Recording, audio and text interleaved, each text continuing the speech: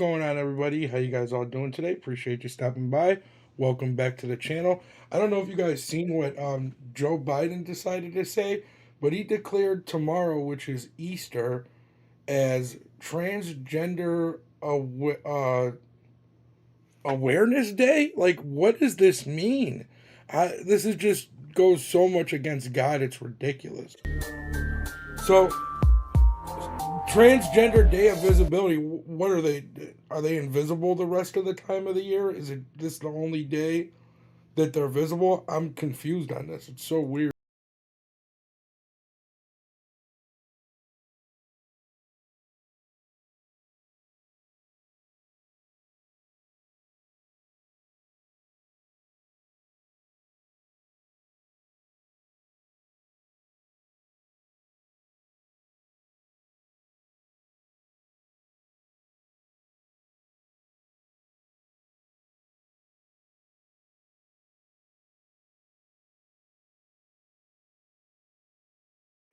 I call upon all Americans to join us in uplifting the lives and voices of transgender people throughout our nation and to work towards eliminating violence and discrimination against all transgender, gender nonconforming, and non-binary people.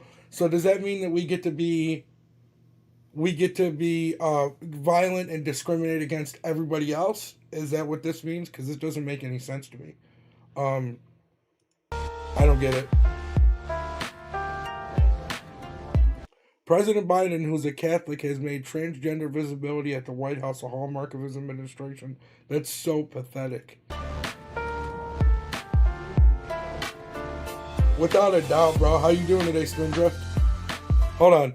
With frequent public statements and high-profile appointments with the federal bureaucracy, such as Assistant Secretary... This dude is a lunatic, bro.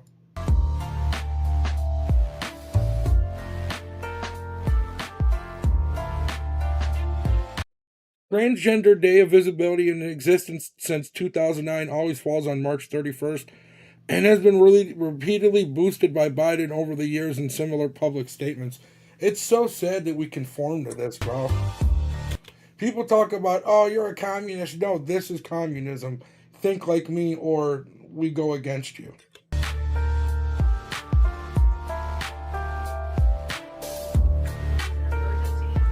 Not to be outdone, the Biden announcement was echoed in the Empire State by Governor Hochul, who issued her own proclamation. Wow, these people are just...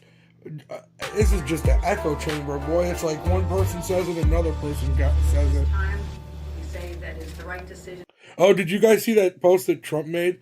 Bro, he made a post on Instagram. Hold on, let's go to Instagram really quick.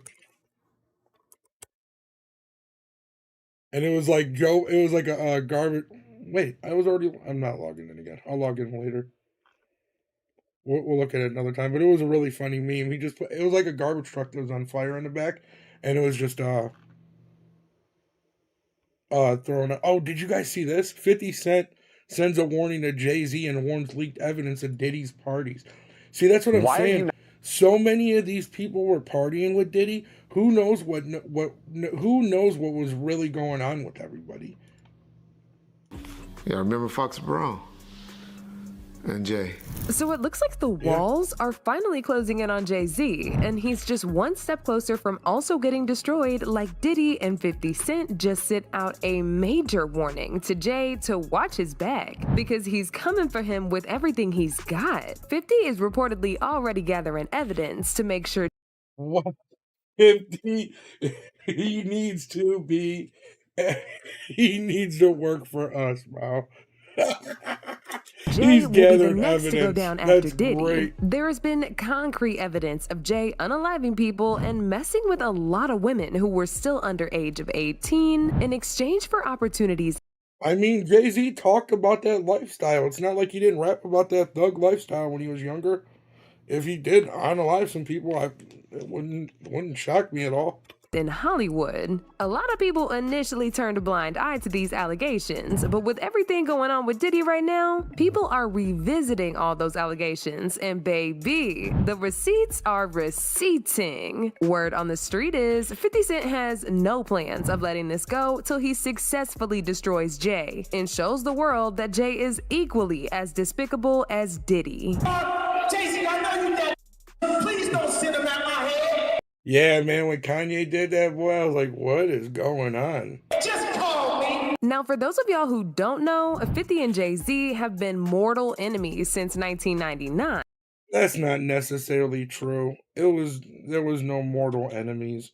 50 Cent, if anything, his enemies were the dudes that shot him 9 times. You know what I mean? Like, Jay-Z wasn't his enemy like this chick Because they were portraying. both fighting over who was the king Believe me, I listened to rap back in the days, I know. in New York. They threw jabs at each other in their music, and at one point, Jay even went as far as threatening to end 50's career. Now, listen, you know what? Here's what happened at Summer Jam before 50 Cent got famous.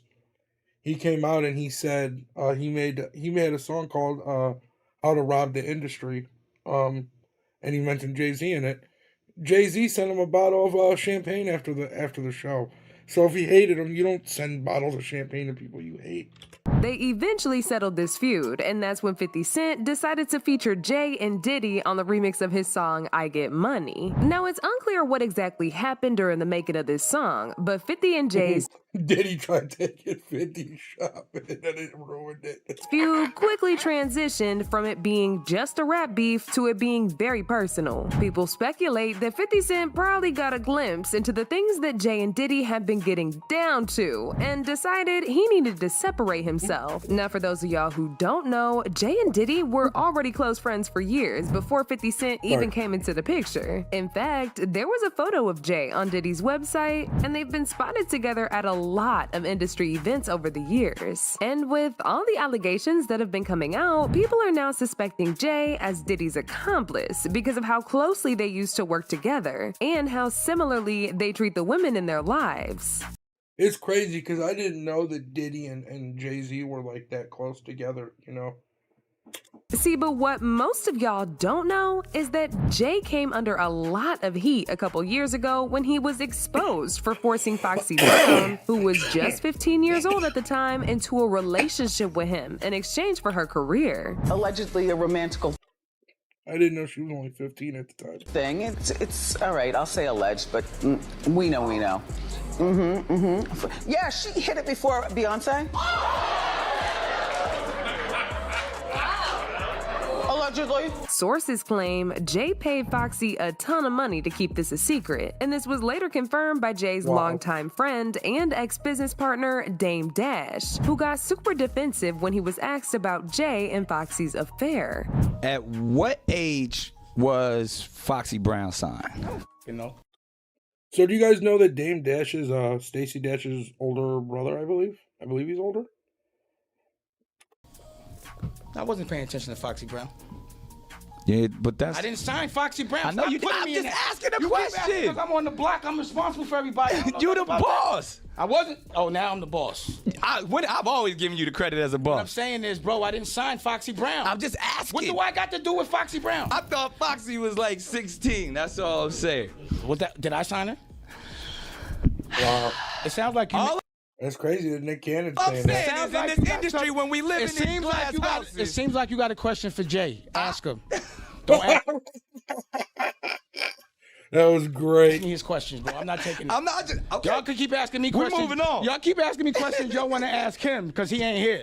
Ask him. I ain't got shit to do with that, and I don't even know nothing about that. And now I don't even want to remember nothing about that. People couldn't help but to point out just how similar this is to what Diddy did to Cassie. He started dating her when she was just 19 years old and promised her a career in Well, 16 and 19 are two different things. Hollywood, only for him to completely mess up and blackball her career. Oh, but Dame wasn't done yet. He went on to spill some more tea about Jay's Well, you know, there's also this about P. Diddy.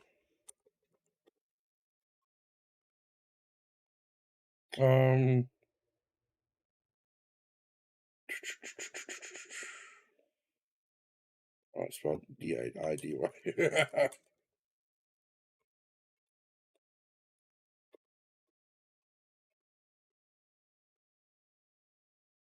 Let's see if I can find it on here. It looks so different on Firefox. I'm gonna switch browsers really quick, guys. Give me 1 second. I like this one a lot better. Yeah, see, everything's like over here. It's a lot different on that one. So let's go to history. Oh, right here. The Trump curse is Right. So P. Diddy said this about Trump, right? And it makes you really, really wonder why he said it now. real.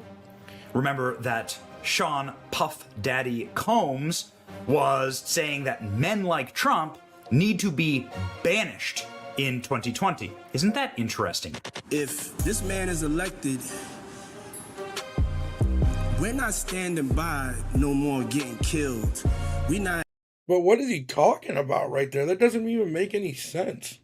scared of anybody standing up and standing by. We're on the verge of a race war. White men like Trump need to be banished. So what if we said black men like Diddy need to be banished? What? That doesn't even make any sense. That's like saying like he needs to be Jeffrey, Epstein. What? Do people like hear these things and think like, hey, there's merit to what they're saying? I don't That get way it. of thinking, I just don't it's get real it. dangerous. When you look at it, we don't have no choice. You know what I'm saying? You can say what you want about Biden. I can't say I love the pick either, but hey, we got to But hey, let's just keep everybody down in fucking poverty the rest of their lives. It don't matter. get him in office. It's all making sense. It makes a lot of sense.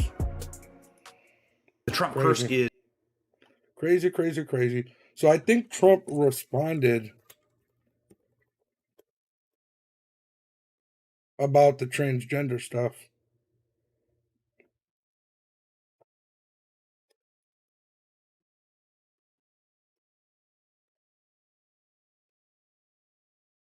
Yeah, right here. Trump's campaign. Let's help Palestine. Let's not spread propaganda right now. Thank you. So here's what Trump's team had to say. So Trump's campaign blasts Biden for recognizing Transgender Day of Visibility on Easter Sunday, but Visibility Day always falls. It doesn't matter that it always falls. It shouldn't be recognized on the day of on the day that they say Jesus rose. It doesn't make sense. It doesn't make sense.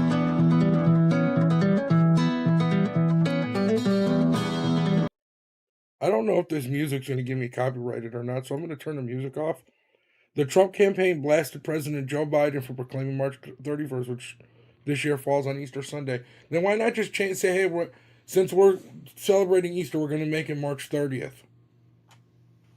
Even though the day has been recognized, for more than a decade, who cares? It's not a real holiday. It's a fake made-up holiday. Trump campaign spokesperson Caroline Leavitt issued a statement, calling it appalling and insulting that Biden formally... Yeah, it is. It is very insulting to the American people. It is extremely insulting to American people. The White House issued a declaration Friday proclaiming as no, it is Easter Sunday, calling on America to join us in lifting up the lives and voices of... No, it doesn't...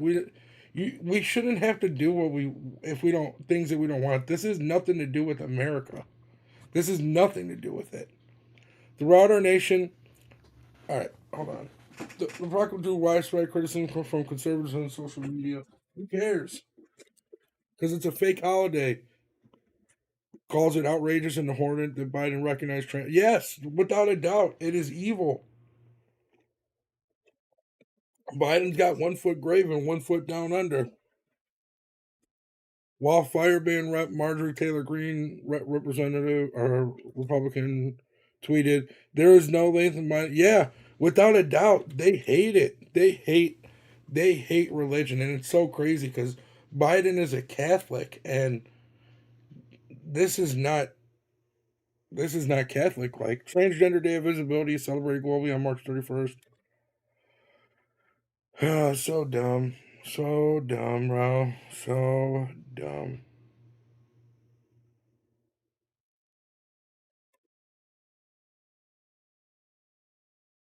I don't get it.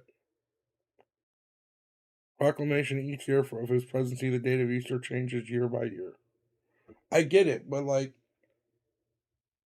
it's Easter Sunday. Meanwhile, the White House partnered with American egg farmers to invite children from National Guard families to submit Easter eggs or artwork.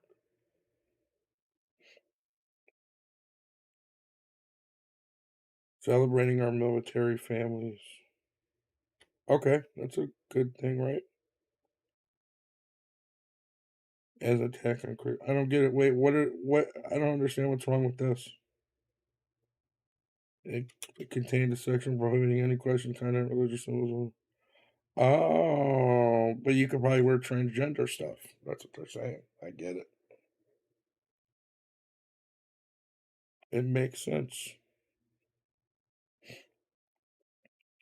Johnson framed the guidelines as banning sacred truth and tradition. I know, right? Like, we're a country that was built on Christian values. Emily Metz, CEO of the American Egg Board, told Fox News the restrictions are in place because America's egg farmers is bound by a strict guideline under the USDA. Wow.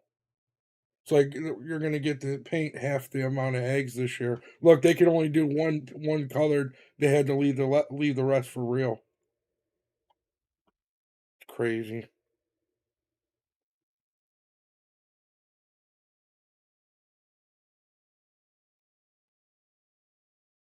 Man, they're just ruining this country. They are seriously ruining this country. What's up, everybody? How you guys all doing this evening? So I seen this. I was gonna watch that, and so I seen somebody interviewed with.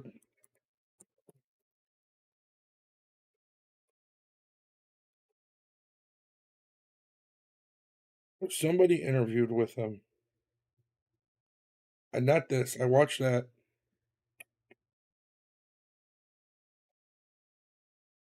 Where is it? I seen some maybe it was this one. Building your online business? No, this is his. Let's see how much of a weirdo this guy is, right? Hi, everyone. The book of Proverbs says that when your enemy falls, you should not rejoice. Believe me, I take no joy in seeing Candace Owens fired by the Daily Wire. This should have happened 2 years ago when her defamation of the Jewish people started in earnest and when she See, this dude doesn't want people to have freedom of speech. Began defending the Hitler-loving Kanye West, her bestie. Why Ben Shapiro waited 2 years is something that we will find out. In the meantime, all of our family's legal claims for her defamation of me as a murderer, allegedly, et cetera, the things that she said about our family, the gross defamation, and potential incitement to violence remains. But I have to... What incitement to violence? I didn't see any of that.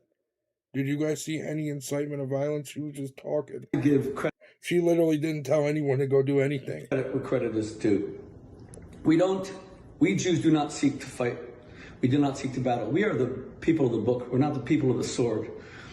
But there's a new generation of Jews conceived in liberty and born in... Isn't this the same dude that has a butt plug business with his daughter? Freedom. And we will never again allow someone like Candace Owens to defame us, destroy our names, and lead to the... I don't think she said anything that wasn't true from what I heard. Kind, God forbid, of violence that we saw in the 1930s as Jews are slowly defamed. Remember, Candace Owens, according to the New York Post, was principally fired after she liked a tweet against me that said that I, as a rabbi, enjoy drinking Christian blood. Those days of the blood libel, Israel committing genocide, they're over. We're going to fight like crazy. But I have to give credit where credit is due. My daughter, Rachalea, who is a Rebbitzin in Fort Lauderdale, Florida, at the Beis Mashiach community, and at the Shtetl, her own community, and who is one of the most ferocious lionesses for the Jewish people, one of the most beautiful, one of the most eloquent, and one of the most pure, just her total dedication to the Jewish nice watch. people. She fought an unrelenting battle to expose every lie that Candace Owens said about the Jews over the course of 2 years. She chronicled it, she posted it, Other people would later, claim credit, but this isn't about credit. This isn't about who brought her down. It's about a father telling a daughter how proud I am of you. Not because, and I'm sorry for Candace Owens. I'm sorry she's having a psychotic meltdown. I really am. I hope that she really gets the help that she needs. I say that sincerely. That doesn't excuse what she did. If she publicly apologizes to me and my family, we may not pursue any legal claims. I take no joy in her downfall, as I said. It would have been better. Bro, hold on. Get out of here. You take no joy in her downfall. But hold on, is it a short that he made? He made some... Where's the videos he made?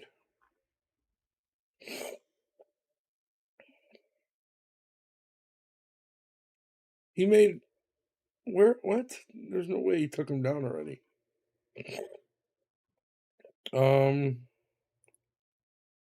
This is an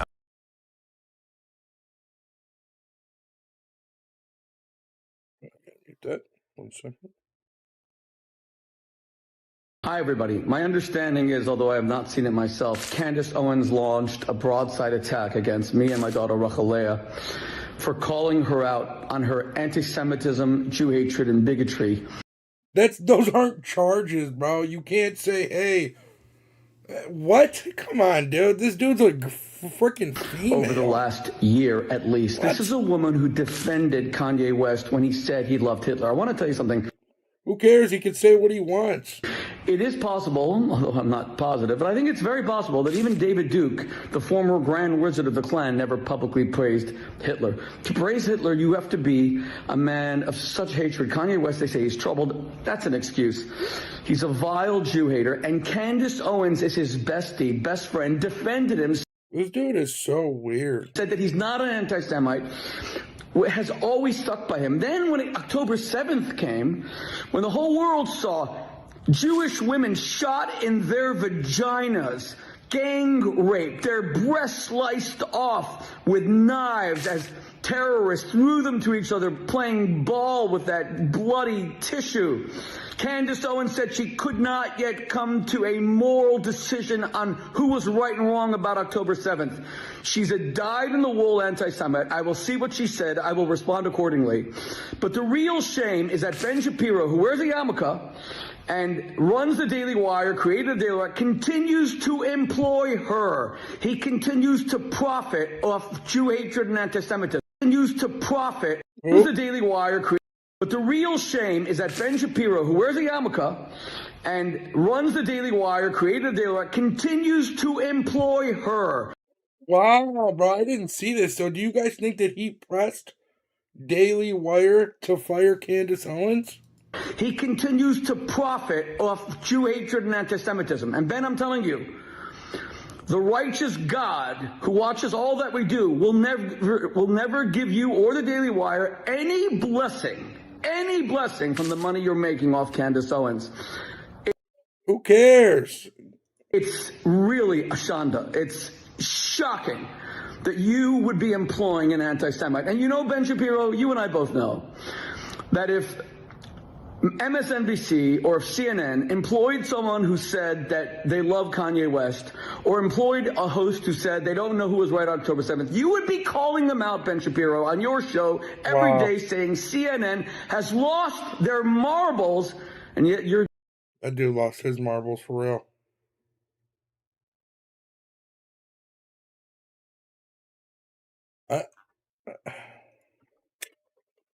I want to find it. It's somewhere on here, bro. This guy reacts to it. All right, here we go. Watch. Dude, you guys, this is some of the weirdest things I've ever seen. Hi, everybody. Purim is a day of celebration. We feel bad for Candace Owens that she lost her job. So I figure, with her image of what Jews are supposed to look like, why not at least validate her? I am dressed up as a Candace Owens Jew. Now, this is not a Christian child, it's a Jewish child. But if it would be, I got... What is wrong with this dude, bro? I got my Christian blood. Mmm, spicy, delicious. I got my Jewish nose. I have filth, because Jews are all filth. And more than anything else, what does Adi have? Money! I'm on streaming on my political channel right now. Money! Wait, all about the benches. Wait, I'm getting a little bit thirsty. Where's the matzah? I don't want to finish the whole thing and not mix it into the matzah. So can someone just bring me? She did say, one second. She did say that I was getting. She liked that tweet that I'm getting drunk on Christian blood. So let's do it right. Oh, so good. So good. Dude, he's so weird, Tyler. What'd you say? No, I was talking to Tyler in my chat. No. What are you having a conversation about? The Rabbi Shmuley. Here, I'll send you the link. All right. That was Raven. What are you up to, Tyler? Hold on, guys. I gotta send him this link really quick to the stream.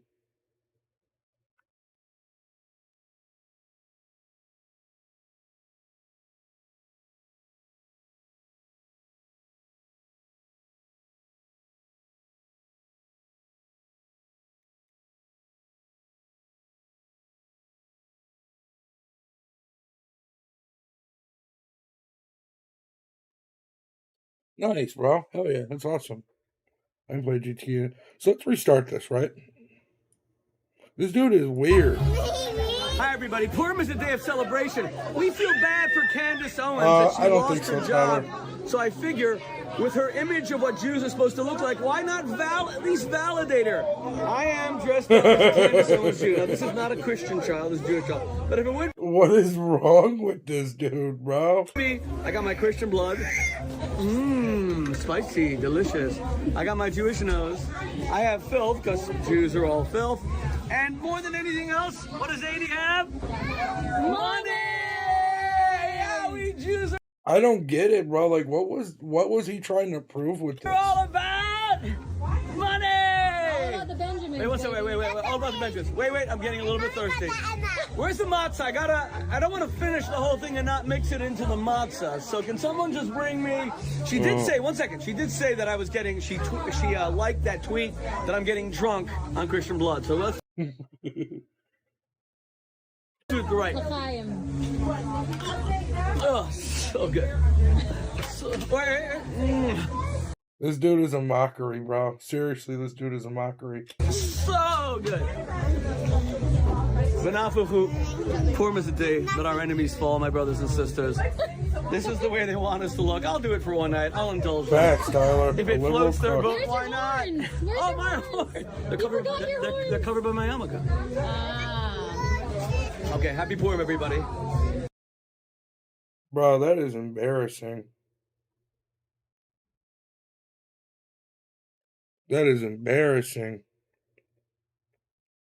Wait, what's this? All right, let's see. See what the news is talking about today. Yep, we already seen that. That's ridiculous. Oh, they go into it a little bit, though. Online shopping can be so... I swear I just muted that. Now to this. Critics say Biden and the woke mob are taking a swipe at Christians this Easter. This year, Easter Sunday falls on Transgender Visibility Day, which is traditionally They're just trying to get a rise out of people. That's all it is. on March 31st. But this year, not only did Fairfax County, Virginia, make an official proclamation for Easter Sunday. Bro, Raven, did you see this? Joe Biden made tomorrow, which is Easter, Trans Day of Visibility because it falls on that day. Shit is so ridiculous. These people just mock us, bro. Let me move this up here. So did President Biden. Biden was the first president ever to issue an official proclamation for Transgender Day of Visibility. And Yeah, this this was back shit's in pathetic. 2021. And in his proclamation this year, he said, quote, "Today we send a message to all transgender Americans. You are loved, you are heard, you are understood, you belong. You are America, and my entire administration and I have your." Joe Biden did not write or say that. All right? He did not write or say that. There's no shot that this dude spoke a coherent sentence like this, right? No way at all. Back.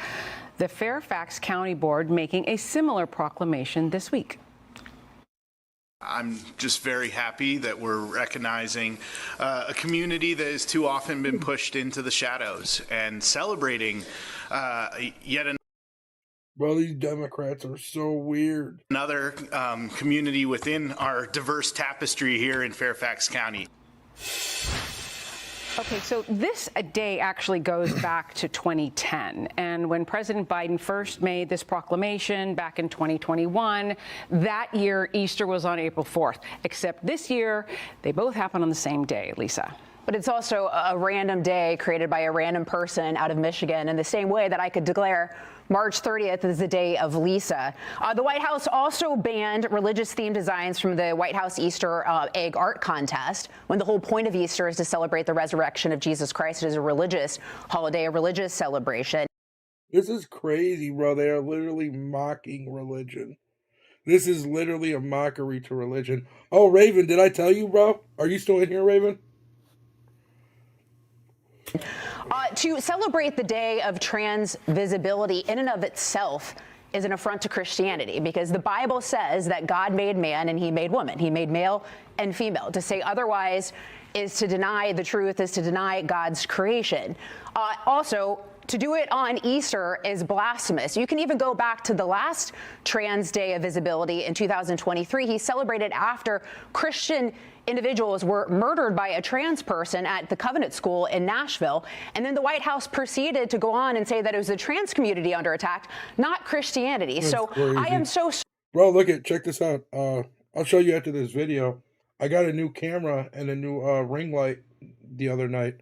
I just ordered it. It should be here hopefully Monday or Tuesday. I'll show you which one that I I got. believe that Joe Biden understands the optics of it, and he is doing this intentionally, and he is thumbing his nose at Christians and Easter, and he's essentially spitting in the face of Christians everywhere. Well, we also have, there's a Virginia mom who told Fox News Digital, Stephanie Lundquist, that, quote, they are intentionally trying to offend Christians on the holiest of days by forcing gender ideology down their throats. This is reprehensible and unbecoming of our elected representatives. David. Isn't Joe Biden Catholic? Yes. Okay, Yeah. Just checking. That's what I'm I with thought. Lisa. This is not. This is like all evil, bro. This goes completely against what Easter stands for. Not a thing.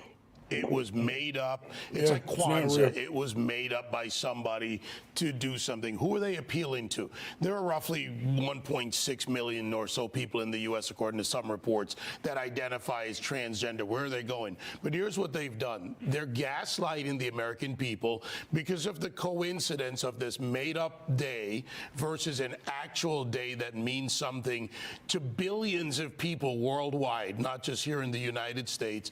They want us talking about them. And this whole thing with the East. No, it's just a distraction. They're probably going to try and send some more money to Ukraine, send some more money to Taiwan, and send some more money to Israel. Easter egg hunt. We're literally paying for World War III to happen. This is ridiculous. Now, I've been to a few of those. It's a lot of fun. You eat a lot of too many eggs. But part of it was people expressing themselves. So now the government, under the Biden auspice, will tell you that you can't present a religious, First Amendment, a religious imagery on an egg. I mean, again, this is I'm even more cynical than Lisa. This is gaslighting. I was trying to be calm. Yeah, how could you be that calm? Because I know you're not. No, but seriously, they're just gaslighting us into this topic. This Definitely is false, just like this, quote, day of visibility. You're visible every other day. Right. Do you like put an invisible cloak on or something? So like you're invisible the other 364 days of the year? Okay. Joey, I'm going to have to get you on the next one. I'm so sorry. I got to go. Click here to... That's crazy. So Raven, check out this camera I got. I just ordered it the other day. Right here, this one. Just came out the day I ordered it. It's supposed to be like me and Josh was showing me it, and I got this ring light too. I got this. So I got the light and I got the camera.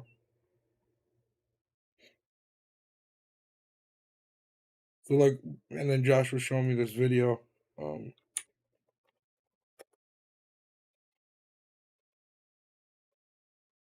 it shows like, this dude basically goes through and shows like, you know, the difference in quality of it.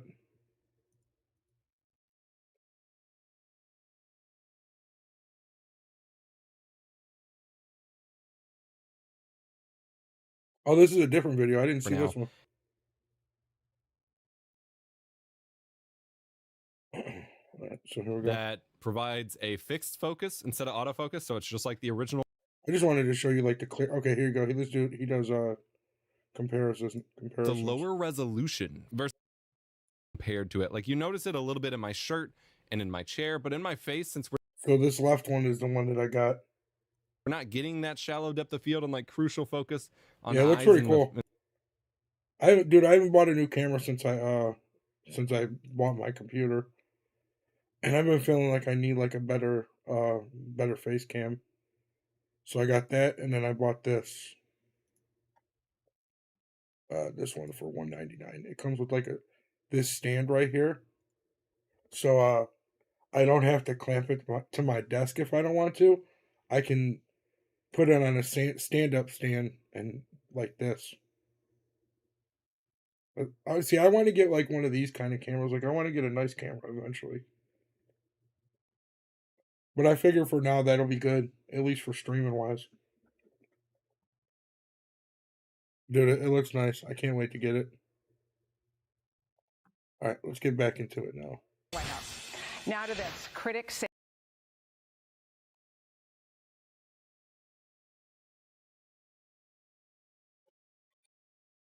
See what these lunatics have to say. Trump post video. Yeah. Dude, I didn't see this one. Wait. Wait. Of new I didn't see that. I did not see this. I did not see this one. This isn't the one I saw. criticism after sharing a new post to his followers on Truth Social. The video shows an image of President Joe Biden hogtied on the back of a Well, I've seen that before. pickup truck.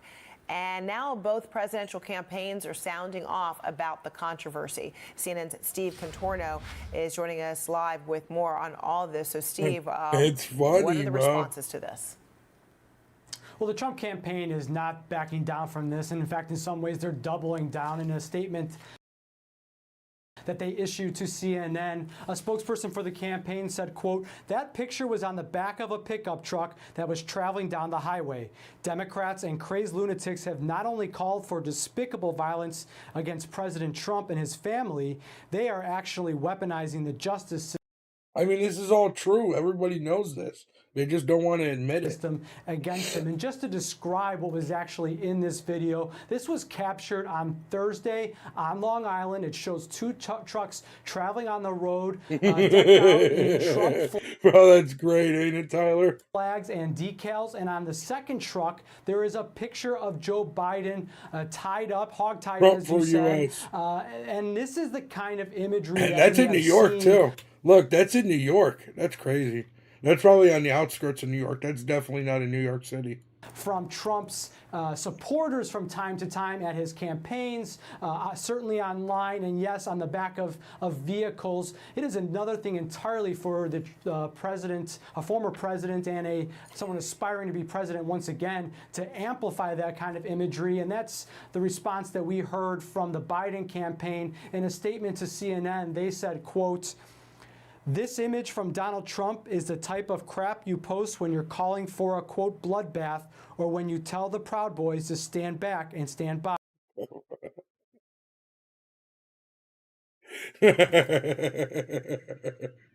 Really? This is their rebuttal? This is the rebuttal? The bloodbath when he was talking about the automotive industry, and if it goes overseas for good, then it's a bloodbath to America. That has nothing to do with an actual bloodbath. These people are delusional. They use the word all the time and act like they don't. And telling the Proud Boys to stand back and stand by was, yeah, they took that completely out of context as well. We all know that. Trump is regularly inciting political violence. And oh, really? Like the DOJ going against him right now, targeting him for no reason, when they could have done all this a while ago and they decided to do it right before the election season? Makes sense. It's time people take him. It don't matter. Everything that's supposed to come to light is starting to come to light now. Like Fannie Willis is about to get kicked off the case. She might get disbarred. seriously, just ask the Capitol police officers who were attacked protecting our democracy on January 6th. And Fred, I should mention that, of course, this posts on social media to his True Social account come just as he is also receiving flack for these attacks that he is making on the judge and the daughter of the judge who is overseeing the allegations of that he made hush money payments in New York. Joining us right now, former Republican Congressman Joe Walsh of Illinois and Charlie You see how upset she is that she has to have a Republican on her show? Dent of Pennsylvania. All right, Joe, you first. I mean, this is not only irresponsible, I mean, it's downright dangerous. And how can the former president's camp justify that this is all right?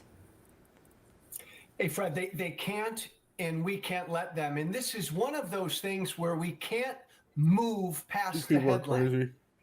Donald Trump shared an image of the President of the United States tied in the back of a pickup truck. It was a decal on a truck, and who cares? Bound and no wonder you're a former Republican. Gagged in the back of a pickup truck. Who cares? I mean, stop there. Yeah, it's inexcusable. No Forget your politics. You could tell that dude's 1,000% a rhino. Welcome. I'm gonna pause that. I don't want to get copyright strike for music that I can't have. And this is way beyond politics. This is an incitement to violence. But Fred, none of this is surprising. Donald Trump, and it's a great decal. This is a scary thing to say because he's they're just mad. Democrats are just mad because they don't know how to meme or do anything like that. All their memes are just weird, cringe, and corny. Like when my friends send me memes of like trying to make fun of Republicans, I'm like, that's not funny. Like, all right, cool. Republican Party nominee, Donald Trump wants there to be violence in this country. He wanted it before January 6th. He wanted what happened on January 6th to happen. He's doing. No, there's no proof of what you're saying. I'm sorry, guys. They keep moving this down. There's no proof of what you're saying. There's actually proof of the opposite. The same damn thing now, and it's right, by the way, for the Biden administration to aggressively go after him. Mm-hmm. And Charlie, why is everybody else incensed about this and not the former president? Yes, he may be speaking to his base. He can count on them, but we are talking about a general election now. I mean, isn't his focus to be that he's trying to grow support? How does this do that? Well, he's really never been about expanding the base of support for his candidacy. I mean, he only doubles down on the MAGA element of his base. I mean, he hasn't reached out to the Nikki Haley people. He hasn't done any of that. It's clear to me he doesn't seem to care about broadening the base. That said, these types of images are disturbing for a number of reasons because he sends a signal to people across the country that it's okay. That it's okay to Do you guys ever notice, with mainstream media, it's so funny that it's most of the time it's everybody has the same exact opinion. They don't welcome other people's opinions. It's just so weird, bro. We can't have conversations anymore. Pose these types of images about the president of the United States. I remember as a member of Congress, I had people who call my office, say they were going to do terrible things at a president. I turn it over to the police and the Secret Service, and these people would be visited. And it just sends a horrible signal. This is a really crass attempt, I think, at political humor and negative partisanship. He's trying to converge these two things, and not very successfully, but that's what he is trying to do. And that's just the state of where things are. This is typical for Donald Trump, as Joe said. He's all about this type of incendiary language that has led to violence in the past. It's not the first time he's done it, and I don't expect it to be the last. Yeah. These people are just a bunch of fear mongers. That's all it is. I mean, but, Joe, while the Biden campaign put out a statement saying, I mean, this is, potentially inciting violence. Trump, as he has done. It's just how Democrats feel. when there have been similar, very inappropriate images or things said, will try to make it seem like it's just a joke. You know, where's everybody's humor? And that's another way in which to try to normalize something that is just simply out. So let's give our live rebuttal.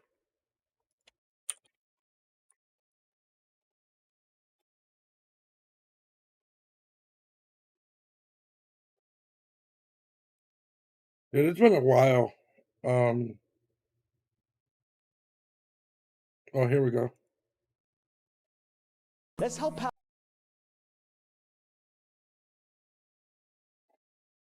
So they played a video of.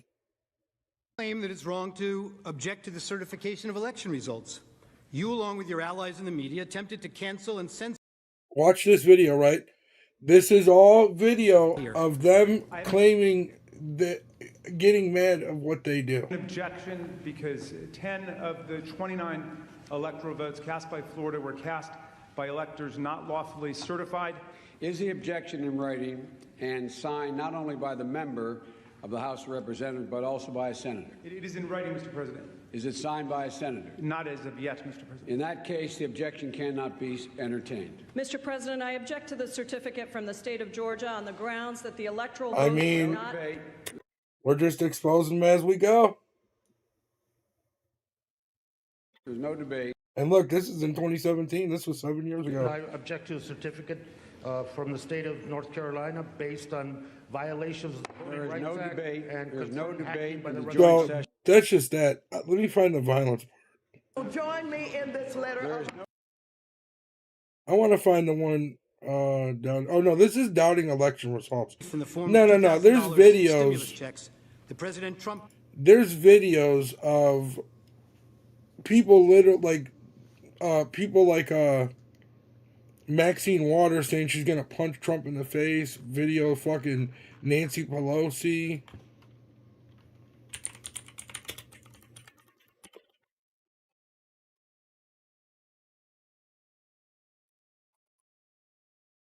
Watch. Right here. If we can't protect the children, we can't protect anybody. If you see anybody from that cabinet in a restaurant, In a department store, gasoline station. you get out and you create a crowd. And you push back on them.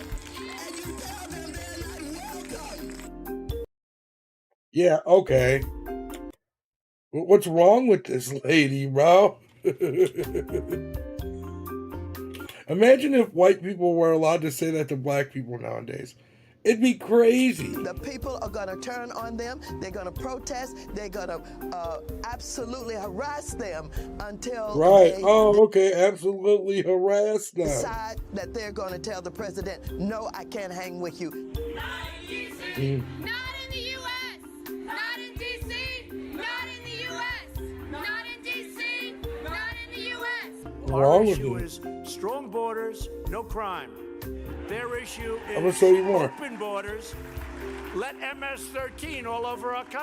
Now look what's going That's what's on. going to happen if you listen to them. Now let's see Nancy Pelosi.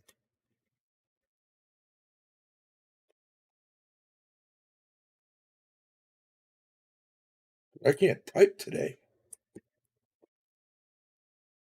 Guess I gotta look at the thing. Right here. I'm gonna punt here. Right here. Secret Service said they have dissuaded him from coming to Capitol Hill. They told him they don't have the resources to protect him here. So at the moment he is not coming, but that could change. Oh, he comes, I'm going to punch him out. This is my mom. I would pay to see I've that. been waiting for this, Okay. for trespassing on the Capitol grounds. I want to What did she talk? She didn't even. What do you mean you've been waiting for this? That doesn't even make any sense. You've been waiting for this for trespassing. It literally just happened. What do you mean you've been waiting for it? What did she mean by that? punch him out, and I'm going to go to jail, and I'm going to be happy. Good. Secret Service said They have dissuaded him from coming to Capitol Hill. They told him they don't have the resources to protect him Why'd they here. play it twice? So at the moment, he is not coming, but that could change. Oh, he comes, I'm going to punch him out. All right, there you go. You guys heard that, right? You guys hear how delusional these people are. So, which one were we watching? Right here. And that's another way in which to try to normalize something that is just simply outrageous. It's So we just the seen sitting that, right? president of the I just proved them wrong, you know? United States. And again, Fred, don't you dare lose that tone of yours. I keep that, because it is outrageous, and the Biden administration needs to push back every time Trump does this. You don't I have to disagree say with no my offense. friend Who Charlie cares? in one respect. I don't think this is a play to the base. Look, if the election were held next week, it would be neck and neck. It would be No, Trump would win it by a landslide next week. damn close. Actually, it's probably going to be even more of a landslide coming in the coming couple months. Trump may win electorally. I think Donald Trump believes, I think his team believes, that this sort of aggressive, mano kind of stuff, fight, plays with people well beyond his base, and he's going to try to contrast it with feeble old Joe Biden. They think that works. That's why Joe Biden needs to be aggressive and put. Why would a Republican say something like that? That doesn't make any sense. Even if you're a former, you should still be a Republican. How can you say anything about Joe Biden or anything being good? Look at what is going on in our country right now. What is wrong with this dude? Push back hard. Who paid him? But then, Charlie, I guess the Trump campaign is able to say, and perhaps this is what they're saying, you know, we didn't do that. This is like happening on the highway. Somebody else did this, but they are not condemning it. And by him posting on Truth Social, he's using it as an instrument, if you will, an extension of the very sentiment that he's trying to potentially incite or encourage. I mean, you know, the former president feels like it's okay because there is some distance between the action, what actually happened, and, you know, it's his supporters who did it. It's not him. Well, it's completely absurd and disingenuous for the Trump campaign to say we didn't do this when they reposted it. They broadcast it intentionally. So I don't know how they can even, you know, say something like that with a straight face.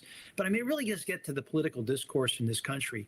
You know, when I was a candidate for office, you know, when I would attack my opponent, it was always on a matter of public record, something they said or something they did, a vote they took.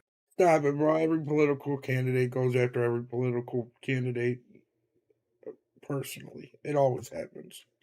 It was always that way. It just seems now. And I love the way Trump goes after people, bro. It's great. How anything goes. It's crazy. Now, to be fair, you know, Joe Biden a few years ago made some comment, too, that, you know, he'd take Trump out behind the gym or something. Oh, okay. So it's okay because he made it a few years ago. Something and beat. I mean, well, to that matter, then January 6th was 4 years ago. The hell out of him. I mean, okay, you know, that's probably not helpful either. Yeah, no, not at all. It's actually the same thing, but you're just downplaying it. And so, unfortunately, this is where political discourse is.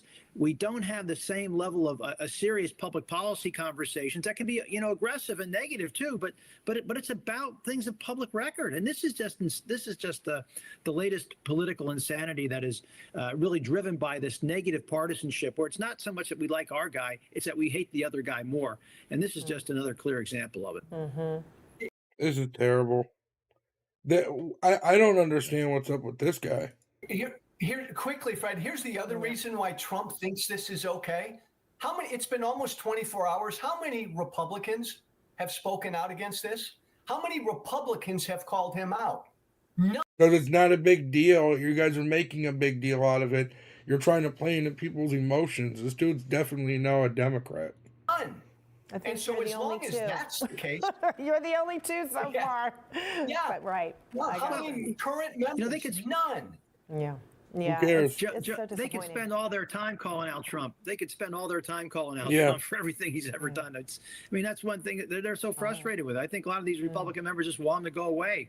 They don't want to have to answer these questions. We'll leave it there. Yeah, they just want to go back to what it was beforehand when the swamp just ran everything and they weren't getting exposed. That's what they want. Gentlemen. Oh, Bill, they're cowards. You guys want to They're- see they're something funny cowards and too they're about Nancy enabling it. Pelosi? That's what they're I'll show you doing. guys in one They've second. made that calculation, Charlie. They want to keep their jobs. They want to stay in Congress, so they keep their mouths shut. Yeah. So sad. All right, Joe Walsh, Charlie Dent, glad you're not. Yeah, blah, blah, blah. So,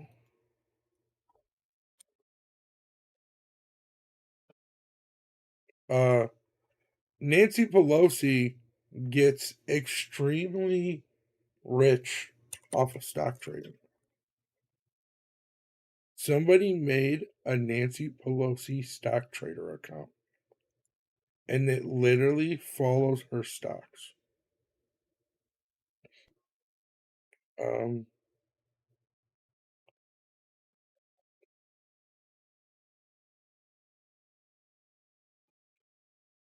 Where is it? Our goal with exposing this will get politicians banned from trading individual stocks.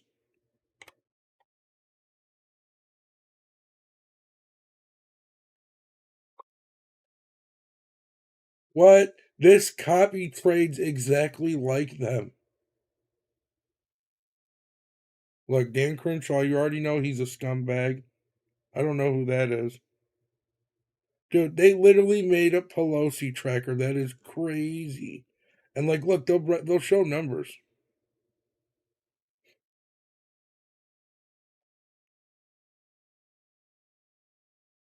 $42 million to Democrats and dark money to Republicans.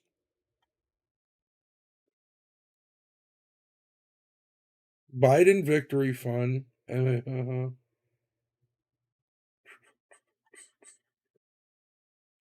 Looks like a majority Democrat. I bet you the Republican ones like this right here, for example,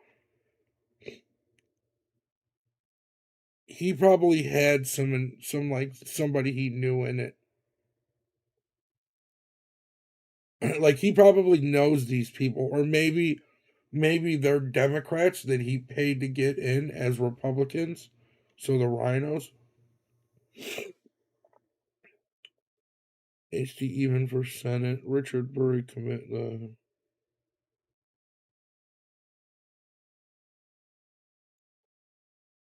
Yeah, so he got Colin for senator in.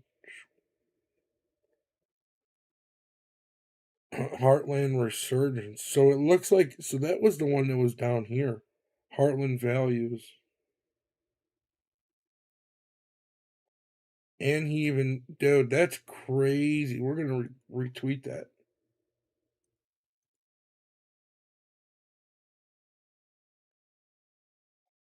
To be fair, the one from the right was acquired earlier this year.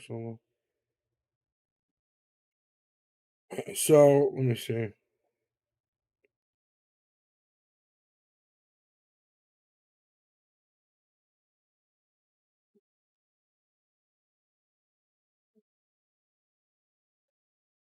You all right, Lola?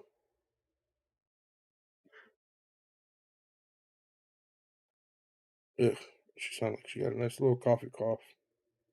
All right. So I showed you guys all that, dude. That's crazy about Nancy Pelosi. They said have gotten millions and millions and millions of dollars off the stock trading right now. It's nuts.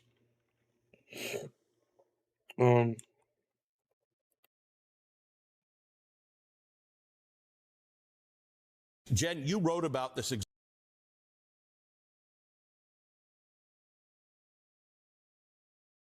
What is lack of compassion? Come on, bro.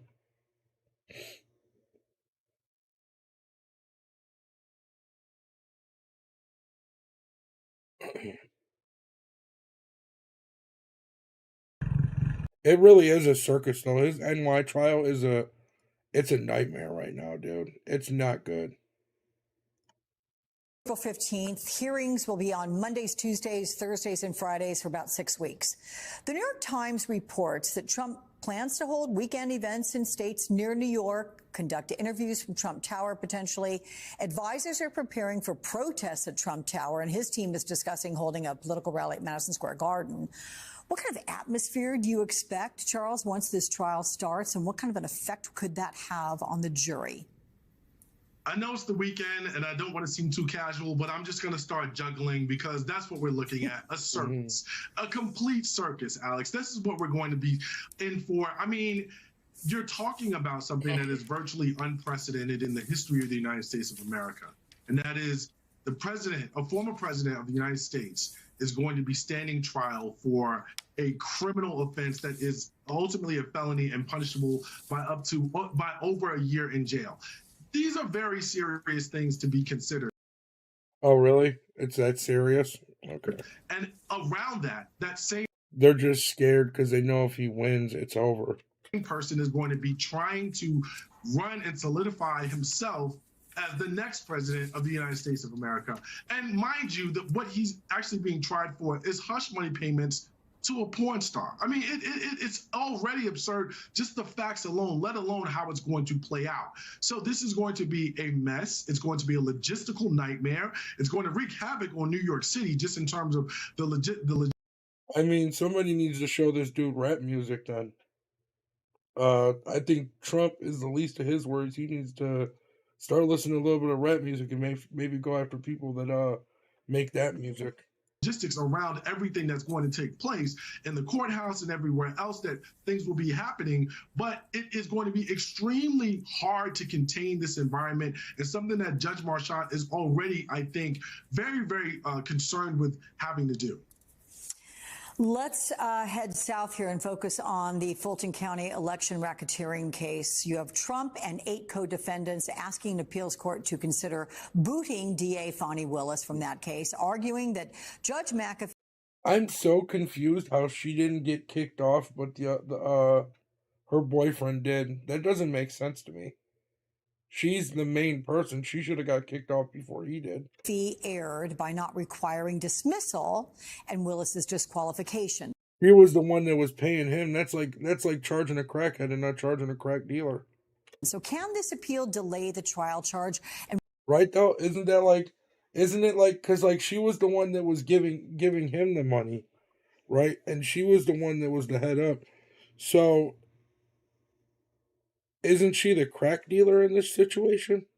When do you think Judge McAfee will set a trial date? I think that it will, and it can. Well, it can and it will delay the start of this trial. I think that when Judge McAfee sets a trial date, it's important to understand that that still may not be the date that this trial goes. I don't think that we've seen the last of these motions to dismiss from Trump and his defense team, as well as his co-defendants. You got to remember how many different co-defendants. We've had 4 plead. You started with 19, so you still have 15 other defendants that are remaining in this case. And so I imagine that even after Judge McAfee sets a trial date for when this is supposed to start, it will likely start after that. I don't think that Fani Willis will get her day in court against Donald Trump before the election. And I know that that may not necessarily be welcome news for many of our viewers, but I just am thinking that this is likely going to be true, especially if they keep up with these motions to dismiss. It's not a surprise. I don't think that it is going to go very far. I think that the grounds upon which they have brought this motion are not going to basically get any traction, but they have a right and the ability to do so. So it's not a surprise that they're doing it. But even if, or even when Judge McAfee sets a date, which I anticipate would probably be, we should probably hear something from him within the next few weeks in terms of setting an actual date. I imagine that that date is still going to be pushed out further than whatever it's set.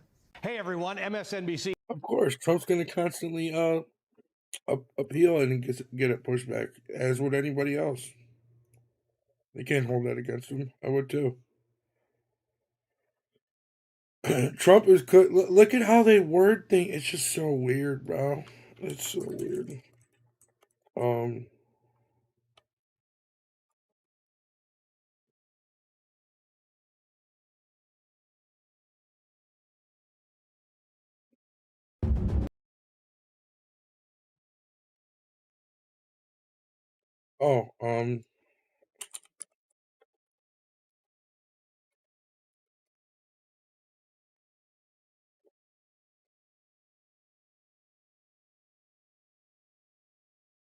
Dude, I didn't even see this. Look at this shit.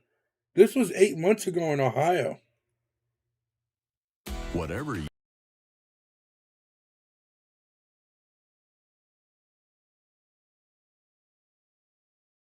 Let's have a seat right here, okay? Okay. Dude, this was 8 months ago. I didn't even hear about this.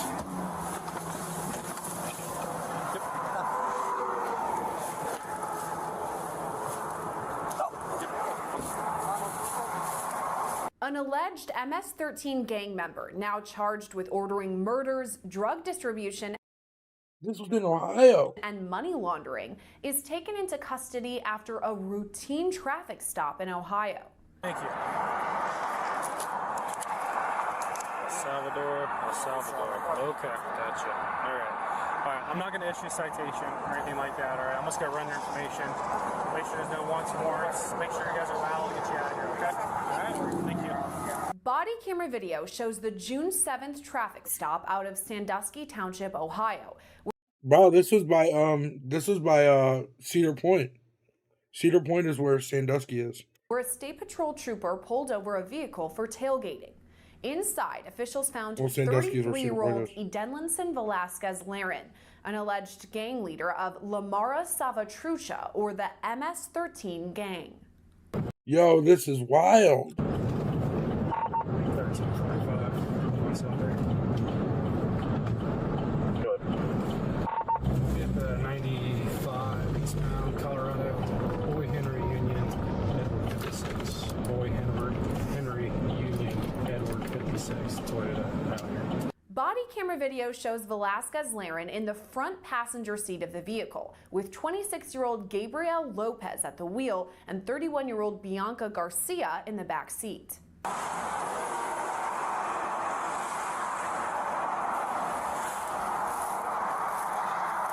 Hello, how you doing? You got your license on you? Got your ID on you? This is crazy. How you doing? Doing all right? Is this a rental car? Yes. Okay, did you rent it? I rent it. Okay, do you have the rental agreement on you? Yeah. Okay. Do you need my license? Yeah, if you got it, that'd be great. Thank you. This is like 40 minutes from my house. 45, maybe. I'll give this paper back to you. I just need to see this one right here. Thank you. Video shows the trooper speak primarily with Garcia, who translates to the men sitting in the front. Does he not speak any English? No. Okay. Well, the reason I got him stopped is because he's following too close. I'm not going to issue him a citation. It's just going to be a warning, okay? All right? See, look, the cop was trying to look out, and then this dude ended up being a gang member. You're just tailgating.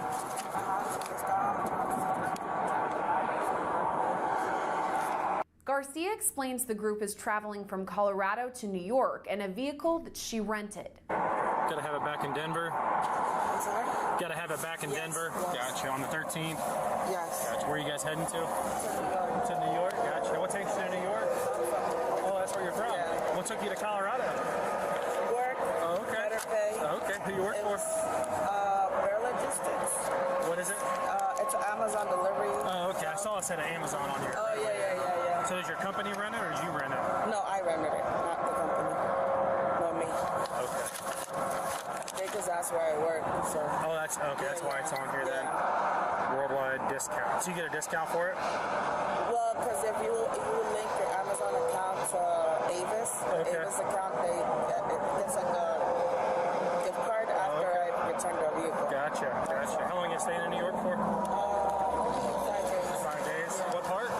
Long Island. Long Island? Yeah. So you grew up there then, huh? Yes. Yeah. Did you like it there? Yes. You originally from the United States, or? Yes. Okay. How about these guys? How do you know these guys? He's my fiance. Okay. That's his cousin. Oh, okay. Gotcha. The trooper then asks about work visas. Is he here on? Oh, that was her fiance, too. That's crazy. Does he have papers to be here?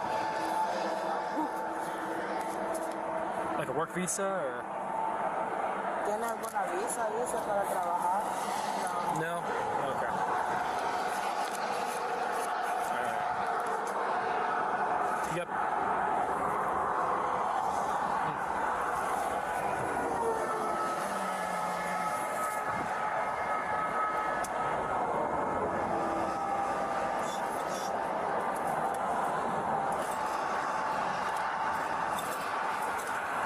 Thank you. Body camera video then shows Velasquez Laren hand the trooper a passport. El Salvador, El Salvador. Okay, gotcha. All right. Damn, bro, his cousin got him knocked. All right, I'm not going to issue a citation or anything like that. All right, I'm just going to run your information. Make sure there's no wants and warrants. Make sure you guys are allowed to get you out of here. Okay? All right. Thank you. When the trooper returns, he's accompanied by a border Oh, dude, that was like, yes. patrol agent. Both Velasquez Laren and Lopez are asked to exit the vehicle. This agent wants to speak to you. He's going to have you step out, okay?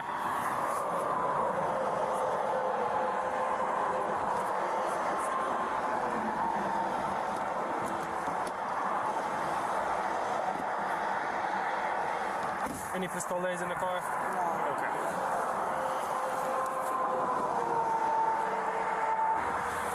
I'll have you come out here real quick.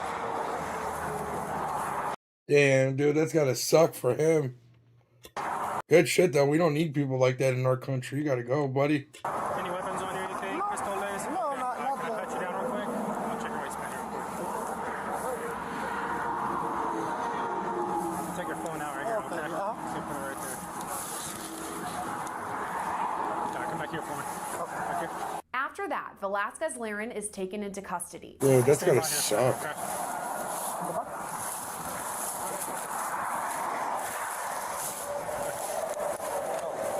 I'm just gonna put you back here for just a second, okay? Just one memento. No problem. Right. Let's have a seat right here, okay? Okay. I didn't know that they did those like that. I thought they were all like one big thing. So they split those up to what? Put two people, one on each side?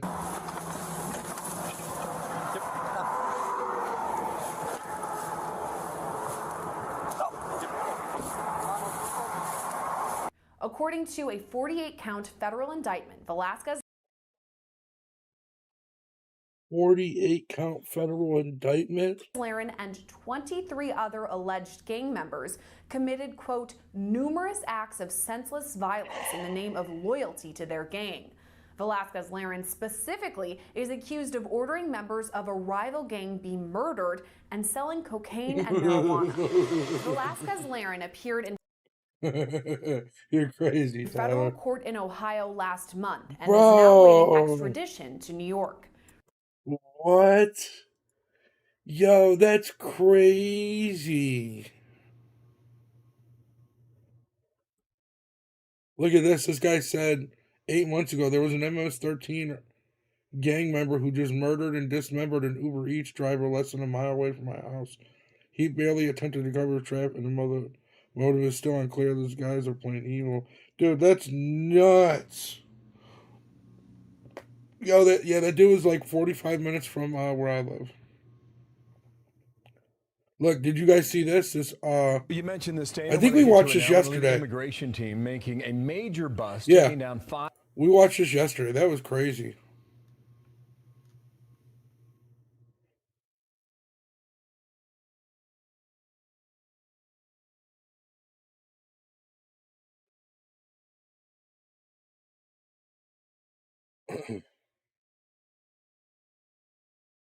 Bro, crazy.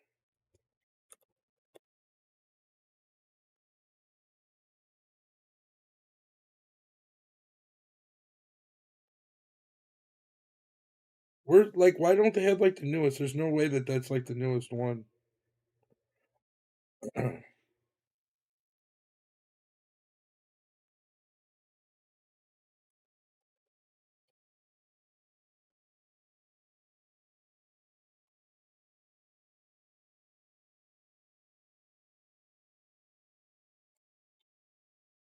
Um,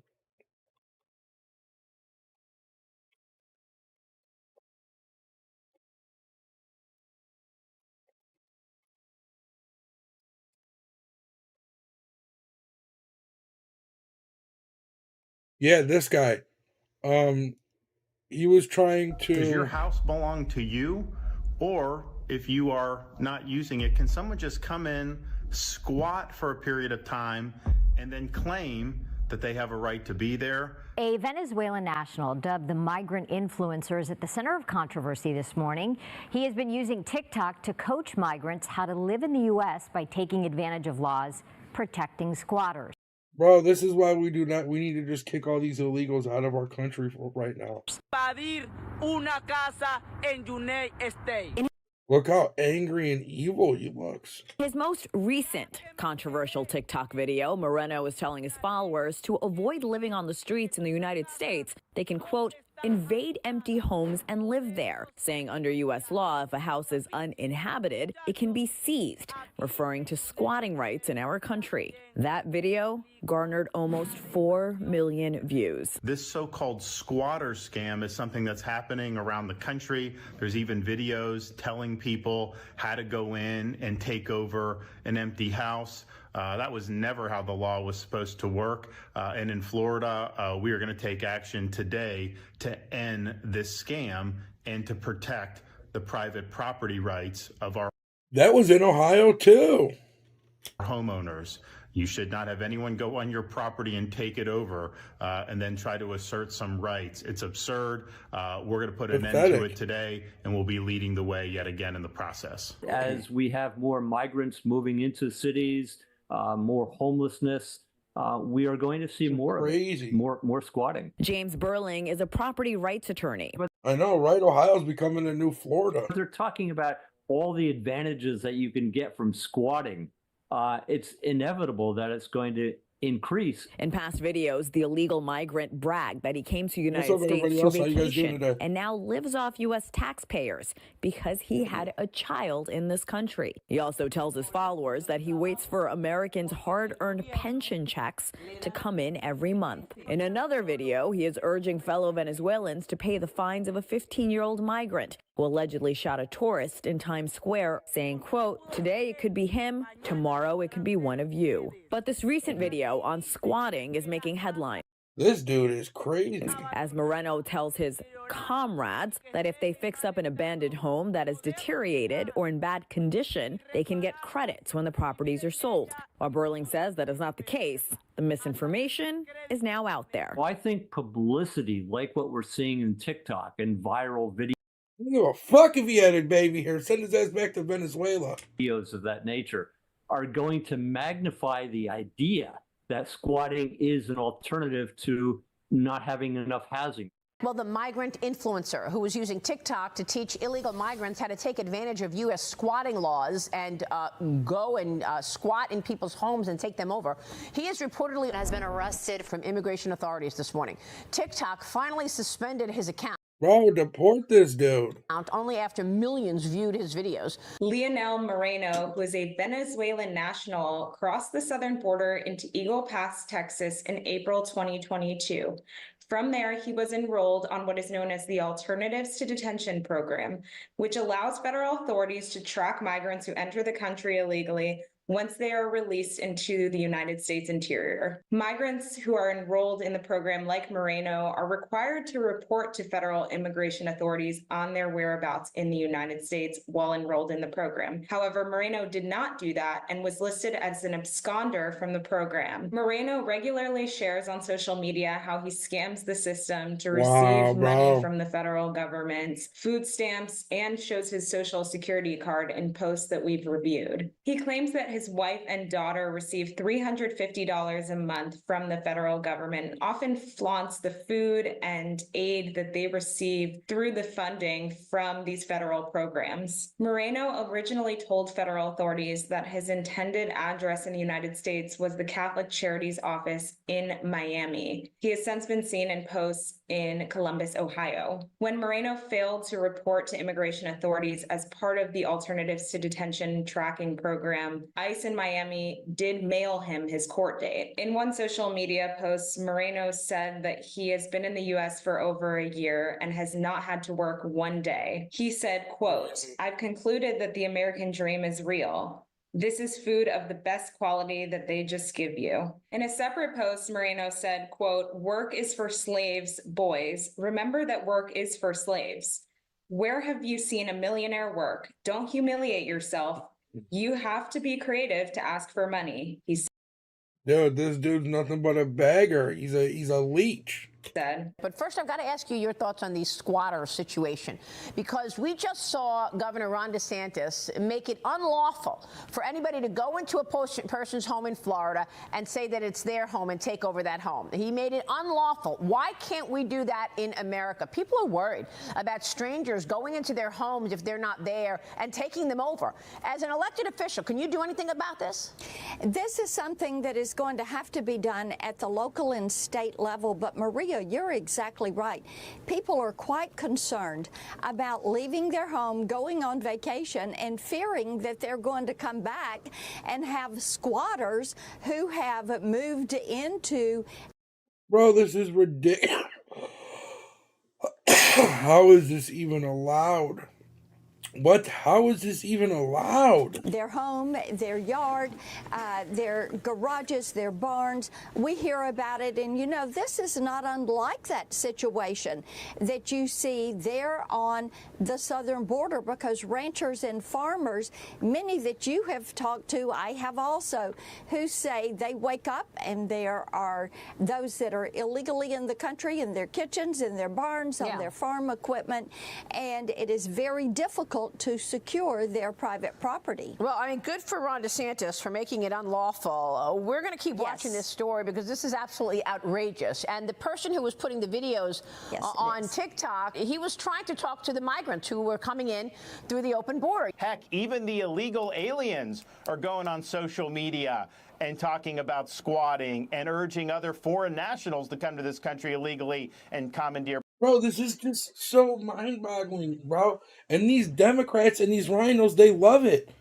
They love it. They make money off of it. This is all corruption. Property. This is pure corruption. You know, if we don't have private property rights, we will not have a free society. So it is the bedrock. Florida stands by that. We're proud to do it. All right, so the issue of squatting now has been on the rise. Well, our governor needs to get with it. All across the country, that's where people take over vacant homes, they rent a property and never leave. Can you imagine? You own a property, you can't get rid of somebody that's in your house. Oftentimes, it could take the property owners months or even years to get the squatters thrown out. Well, now the state of Florida is taking action. Governor Ron DeSantis just signed legislation that gives police the right to remove squatters as soon as they are found, and makes it a felony to do more than $1,000 worth of damage to a home while squatting. Take a look at this. That's awesome. Well, honestly, it should be more than $200 worth of damage. Today in the state of Florida, we say very simply, what passes muster in New York and California is not passing muster here. You are not going to be able to commandeer somebody's private property and expect to get away with it. We are in the state of Florida ending the squatter scam once and for all. They need to just end it around the entire country. That's what they need to do. And it is a scam. I know somebody in New York, 4.5 years, a squatter stayed in somebody else's house. Now, the governor of Florida also recently signed a bill banning any children in the state under the age of 14 from having a social media account, after years of research has now revealed the serious dangers that these online platforms are posing to our kids. Anyway, joining us now, Florida Governor Ron DeSantis. Governor, great to have you. You know, I doubt when you got into politics that you ever imagined a day where you'd be hearing story after story after story of, you know, people just commandeering other people's homes and then the courts protecting them. I know a case in New York. It went on 4.5 years before they were finally legally allowed to take back their home. Is this America? Well, this doesn't sound like the America I know. Yeah, this is not America. This is not America. This is just crazy. No, Sean. And I mean, you think about things like, this idea of squatting when Americans were settling like the Old West, you'd go, you didn't know who owned it. There weren't records. So if people started a community there, then someone came 6 or 7 years later and claimed it was theirs. Well, that was different. It's an adverse possession. It was never intended that you could just go into some subdivision and break into a house and start living there. Right. How did that become a thing, bro? I don't get it. And then all of a sudden have all these rights vested. In New York, there was a case, and it was reported, where the homeowner went when someone had taken over her house, and the police did not evict the squatters. The police ended up arresting the homeowner. Bro, that is so pathetic. I heard that, bro. It is so pathetic.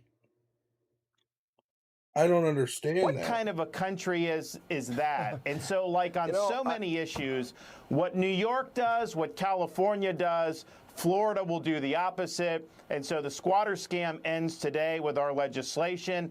And it's important because, Sean, now being a Florida resident, we've got people that will be here for 7 months of the year. And then they'll go to Michigan or New York or even Canada. Yeah. So what? You come back after the summer and someone's in your house and then they just get to stay there for 6 months. Now in Florida, crazy. You call up, you fill out a form, sheriff comes, and the sheriff kicks them out of your property. Yeah. And by the way, Good. and I've owned property Rightfully in so. Florida for over 20 years. Now I am a domiciled resident, permanent resident of Florida. I have my Florida license to prove it if you want to see it, and every other legal thing that I had to do. But it's even worse than that. People can start out, maybe they'll pay the first month's rent, then they'll never pay again. And if you try to kick them out, you're right. The home that you were describing was a case that was over $1 million, that property, and they arrested the homeowner. That is so crazy to me. The homeowner. I'm thinking to myself, what country is this that they arrest the homeowner and the squatter gets to stay in that person's house? You can't make that up.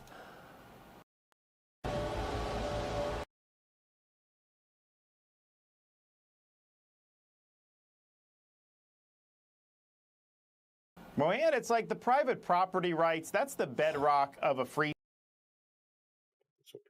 society and a constitutional republic. And what I think the left is doing, what some of these activists are doing, heck, even the illegal aliens are going on social media and talking about squatting and urging other foreign nationals to come to this country illegally and commandeer property. If we don't have private property rights, we will not have a free society. So it is the bedrock. Florida stands by that. We're proud to do it. And Sean, it's like yet another reason why people are going to choose to flee from the New Yorks and the California and end up coming down here to the Sunshine State. Let me tell you, you have baby boomers that have yet to retire, people that have just gotten fed up with the crime, the high taxes, the way of life. They're going to Rightfully so. Rightfully so. Be leaving in droves for the next 2 decades. I don't think this migration is ending anytime soon. Georgia lawmakers have a new message for property squatters. The law is no longer on your side. Waiting for the governor's signature is the Georgia Squatter Reform Act. It's passed both the state's House. Bro, it needs to just be a law in America. And Senate. Squatters who live in other people's homes without permission, rent-free, and refusing to leave. But when kicking them out, the law has been on their side. The real homeowners call police, but are too often told they have to take them to court. Well, this week, a new law waiting for the governor's signature sides now with property owners. So someone like Machete Man, who we introduced you to, wouldn't be allowed to stay and scare neighbors for months on end. Atlanta police made several stops to this Kirkwood. Bro, that's crazy. Atlanta property in the summer of 2021 about a machete-wielding squatter scaring the community.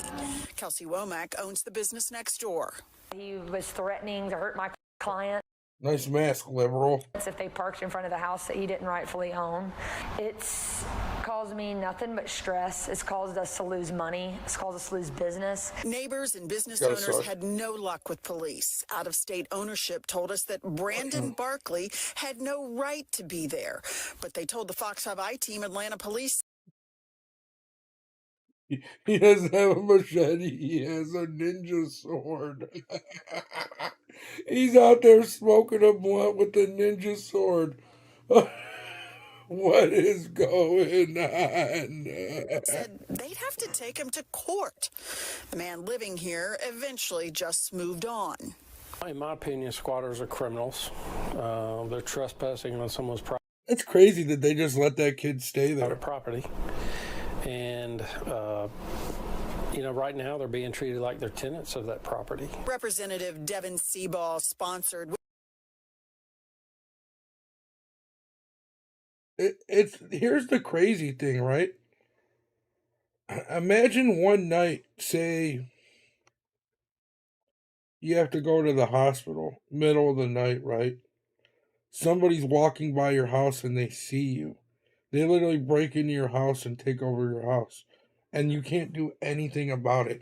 Or say you have to go, say you're hungry, you know, middle of the night. You're hungry, you got to go to the store, you know, you find a 24-hour store, so it's like 2 in the morning.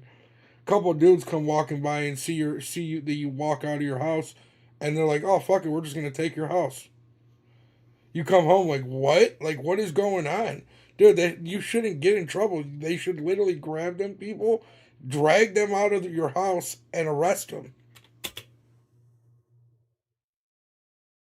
With others, the Georgia Squatter Reform Act. It passed unanimously this week in the Georgia legislature. He says if the squatters show a lease, real or not, the case gets gummed up in Superior Court. And the process to remove them is long and arduous, and it could take, you know, it's taken 8 months up to 2 years. Nah, bro, get them squatters out ASAP. His bill speeds up the process. What we've done in this bill is we've changed the jurisdiction to magistrate court, a non-jury trial, to expedite that. If they present a lease, they have 3 days to present that lease to the court. The court has 7 days to make a determination if that's a good lease or a fake lease. Last fall, the Fox 5 I-Team got a call from Ronan McCabe, a frustrated Tucker homeowner who discovered people living in his home that was empty and for sale. He called the police several times asking for help. They broke into my house and moved in. They have no contract, no agreement with me. Gwinnett County Police are saying that there's nothing that they can. How is there nothing they can do? If I'm the owner of the house and I'm telling you that people broke in, you need to arrest them for breaking and entering. This is common sense. But then something did happen. Ramon Fuertes III was arrested. Not for squatting. Coincidentally, federal marshals were tailing him. Fuertes was arrested on an outstanding warrant related to child sex trafficking. Wow, bro. I did not see that coming. Pathetic. That hadn't have happened, he and his friends might still be living in this neighborhood. At the time, Representative Kim Schofield called the laws on the books outdated. I mean, that was just karma coming to that guy to get him out of their house, but brother, they should have took him out in the first place. He was a criminal for breaking and entering. Why are we empowering scammers and squatters to milk this system? Come on, Georgia. We've got to do better than this. Well, the power is shifting. The new bill awaits the governor's signature, and there's new hope that homeowners can, again, control their own property. I don't think we're finished. I think we'll continue to look at the laws. Again, the bill still needs the governor's signature. Representative Seaball. I just don't understand what's wrong with these people, and they don't want their cities and states to be better. It just doesn't make sense. It hasn't heard anything yet, but it expects that it is this like the government's problem to the homelessness? Will be done. Because it's not. Let me ask you about social media and kids and 14-year-olds, and because there is a lot of danger. There are predators out there that are targeting our children online. You were very successful with this legislation. I think it's been misconstrued by some in the media. Not a big shock to you, but your reaction. Yeah, so basically, look, I'm a dad, Sean. I've got a first grader, kindergartner, to preschooler. So my wife and I are thinking as they get older, what is this landscape going to even look like? And the reality is it's hard for parents to keep up with everything that's out there. And so what our legislation says is for 14 and 15-year-olds, social media companies cannot issue them their own social media account unless the parent consents. I mean, in all honesty, they shouldn't be able to have it, period. Consent or not. So then this way the parent can kind of know the dangers and then make that decision. 13 and under, social media companies cannot issue an account. And here's the thing, under 13 is already prohibited under federal law. It's just not enforced. So you do have 8-year-olds and 10-year-olds who have these. What we've said is we're not really regulating the use. I mean, What's up, if everybody? a 12-year-old... How you guys all doing tonight? I appreciate you stopping by. If you haven't yet, please make sure to hit the like. Oh, it's getting close to Easter too, guys. What's everybody's plans for Easter? Has something, it's not really about that. It's about holding the social media companies accountable. If a parent wants to have a social media account and let their 11-year-old use it, they are free to do it under there. So I think it strikes the right balance to try to help parents navigate this really perilous landscape. And you're right, the predators, you used to have to worry about the predator if, the kid's out in the neighborhood and someone would come by in like a van. Now the predator can come right into your house. The kid can be... Bro, it's crazy that this is... Listen, when you break into somebody's house and you squat, that is literally breaking and entering. Bro, I know people that go to jail for that. This is nuts, dude. This is nuts. There, your kid can be, just safe as can be, and then through that internet and through those social media apps. So I think we struck a good balance here. And here's the thing, Sean, we're not talking about the content. We're talking about apps and social media networks that have addictive qualities. So if they don't have the addictive qualities, then the bill doesn't even apply in that situation. I know a group of parents that actually have all come to an agreement, no cell phones for their kids until 8th grade. Yeah, I actually thought it was a great decision. In all honesty, I'm all for not giving kids cell phones like with all the stuff on it, period. Just give them cell phones with talking and texting, and that's it. Not even texting, just talking. I just want to be able to have to call you and be able to talk to you. That's all the kids should have a cell phone for. And many of the parents, what they have decided to do, I haven't had a landline in years. I don't know about you, Governor, but I don't even know what one looks like anymore. And they just decided if they allow any phone use, it's going to be a landline in their house that they can hear the conversation now. I thought pretty creative idea. So it's interesting, Sean. So last year, we did a bill that I signed that said school districts could say no cell phones during class time. There was a huge uproar about that. People were saying that somehow this was, too restrictive. And yet what's happened this school year, the kids are learning better. Everyone's happier because the attention is on what's happening in the... Good. See, this is why I like DeSantis staying as governor. He tried running against Trump and it just put a bad image on him. He's been really cleaning it back up though a little bit lately. Like, this is a good thing. I've seen he passed another couple other bills too. The classroom. Recently. I'd also say, just as a parent, my wife and I have talked about this. Our kids are too young to have any phones. We've decided that when they do get a phone, probably not going to be a smartphone. It's going to be one of those old flip phones that we used to have, where they can make a call if they need anything from us, but we don't have to worry about all the hundreds of different apps. And here's the thing, Sean, that's exactly what I said, right? From That's exactly what I said. all the really significant harms with the predators, it's not healthy to have kids buried in their phones 8 hours a day. Let's help Palestine out right now. They need...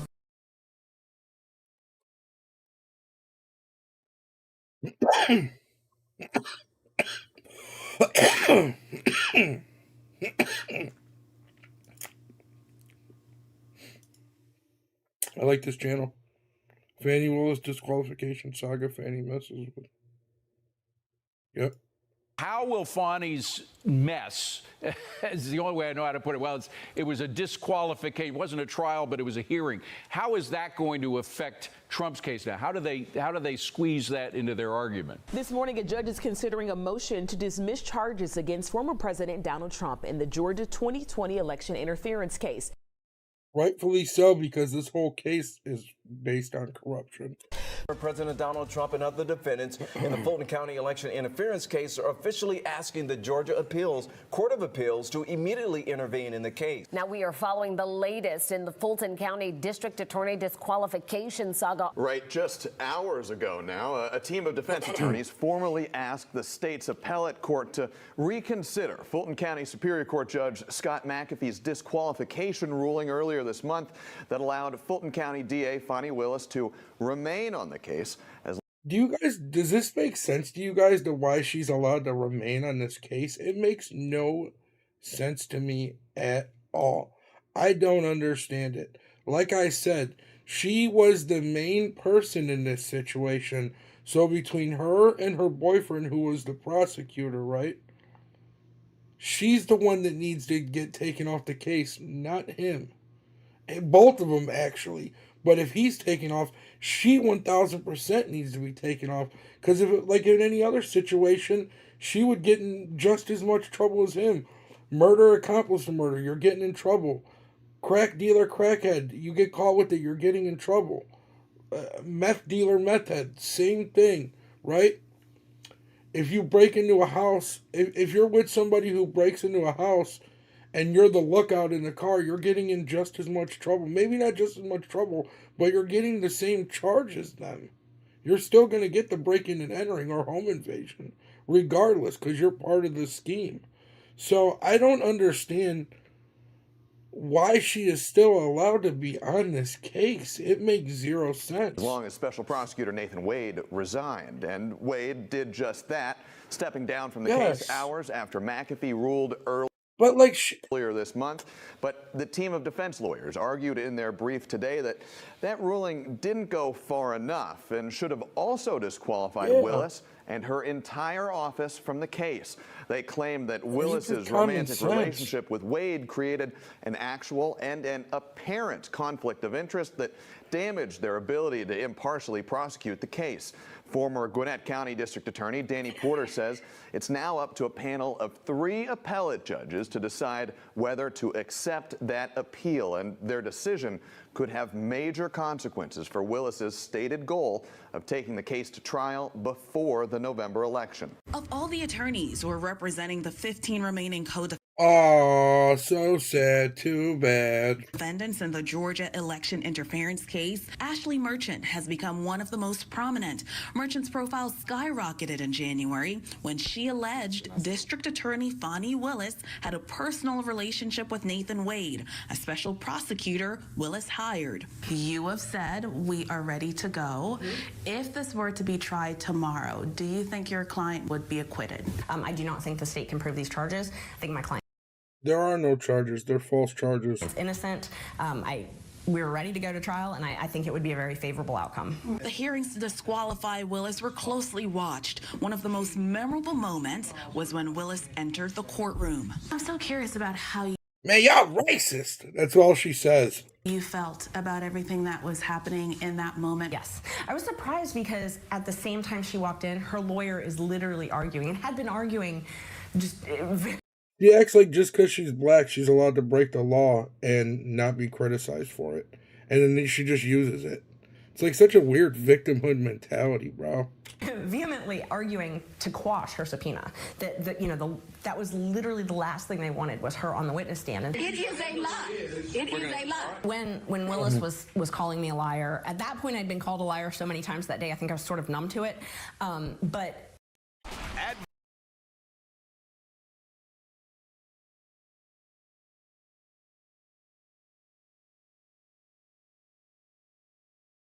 that she had a lot of things that she needed to say. Yeah, so I wonder if you feel as if this process has impacted her credibility. Oh, definitely. I mean, I definitely think it has, and that's one of the things that people don't necessarily understand is that when you're in a courtroom, I don't understand what credibility she had before anyway. That doesn't even are make judging any people's sense. credibility. That's what happens on the witness stand. And that's what a trial is. That's what a hearing is, judging the witness's credibility. And everybody got to see that firsthand. So speaking about credibility, Terrence Bradley was supposed to be your star witness. He became a very reluctant witness. He did not freely want to corroborate some of the allegations that you wanted to prove. Right. Did you not do a good enough job of properly vetting Terrence Bradley? I don't think it was an issue of properly vetting him. It was unfortunate how he ended up testifying. I wish he had been able to give more details like he had given me previously, but I understand. I mean, I think he was scared. The judge said the defense, the attorneys like yourself who represent the defense, did not meet the burden for proving an actual conflict here. What will you do differently to convince the Georgia Court of Appeals otherwise? There was a lot of argument back and forth on if you have to prove an actual conflict or if the appearance is enough. So we'll be arguing that legal point. But also, he made a lot of factual findings in his order that I think support that there was an actual conflict. The district attorney has been criticized for out-of-court statements. You are now speaking with members of the media. Are you concerned that you too could potentially cross a line of making out-of-court statements that are... But like, I don't understand what she's trying to insinuate. Like, what out-of-court statements? What is she talking about? ...inappropriate in the eyes of the court?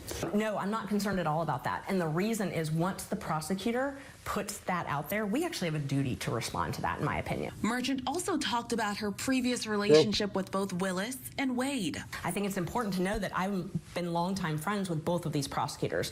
So, you know, that was surprising because they know me. And so for them to make those types of allegations was extremely surprising. We asked what impact her attempt to Yeah, that's funny, dude. That's so weird. Disqualify Willis could have on the other co-defendants.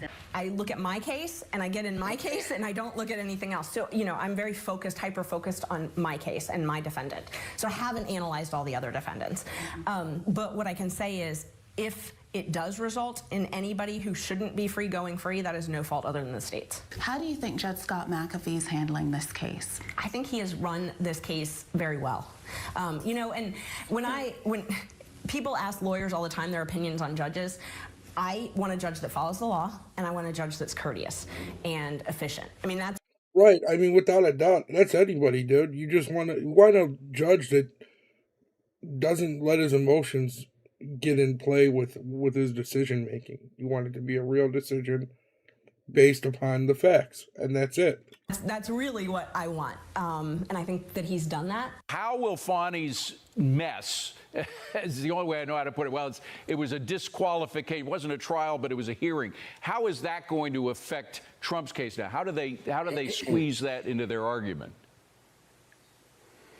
Well, I think it's a separate argument that's being made and now litigated on appeal. And I think the appellate court may look dimly on the misbehavior, the misconduct of Fani Willis. It makes no sense that she and Nathan Wade, her lover, both engaged in the same improper conduct that violates the canons of ethics, yet only one gets disqualified and the other remains. I mean, that makes no sense. No. It doesn't. Will be litigated. It's literally ass backwards. Litigated on appeal separately. I see. All right, but it is RICO. I mean, I know AOC says RICO's not a crime, but it is a crime. It's a very complex crime to prosecute, and in order to get everything together, you have to have really top legal advisors to help you through the case.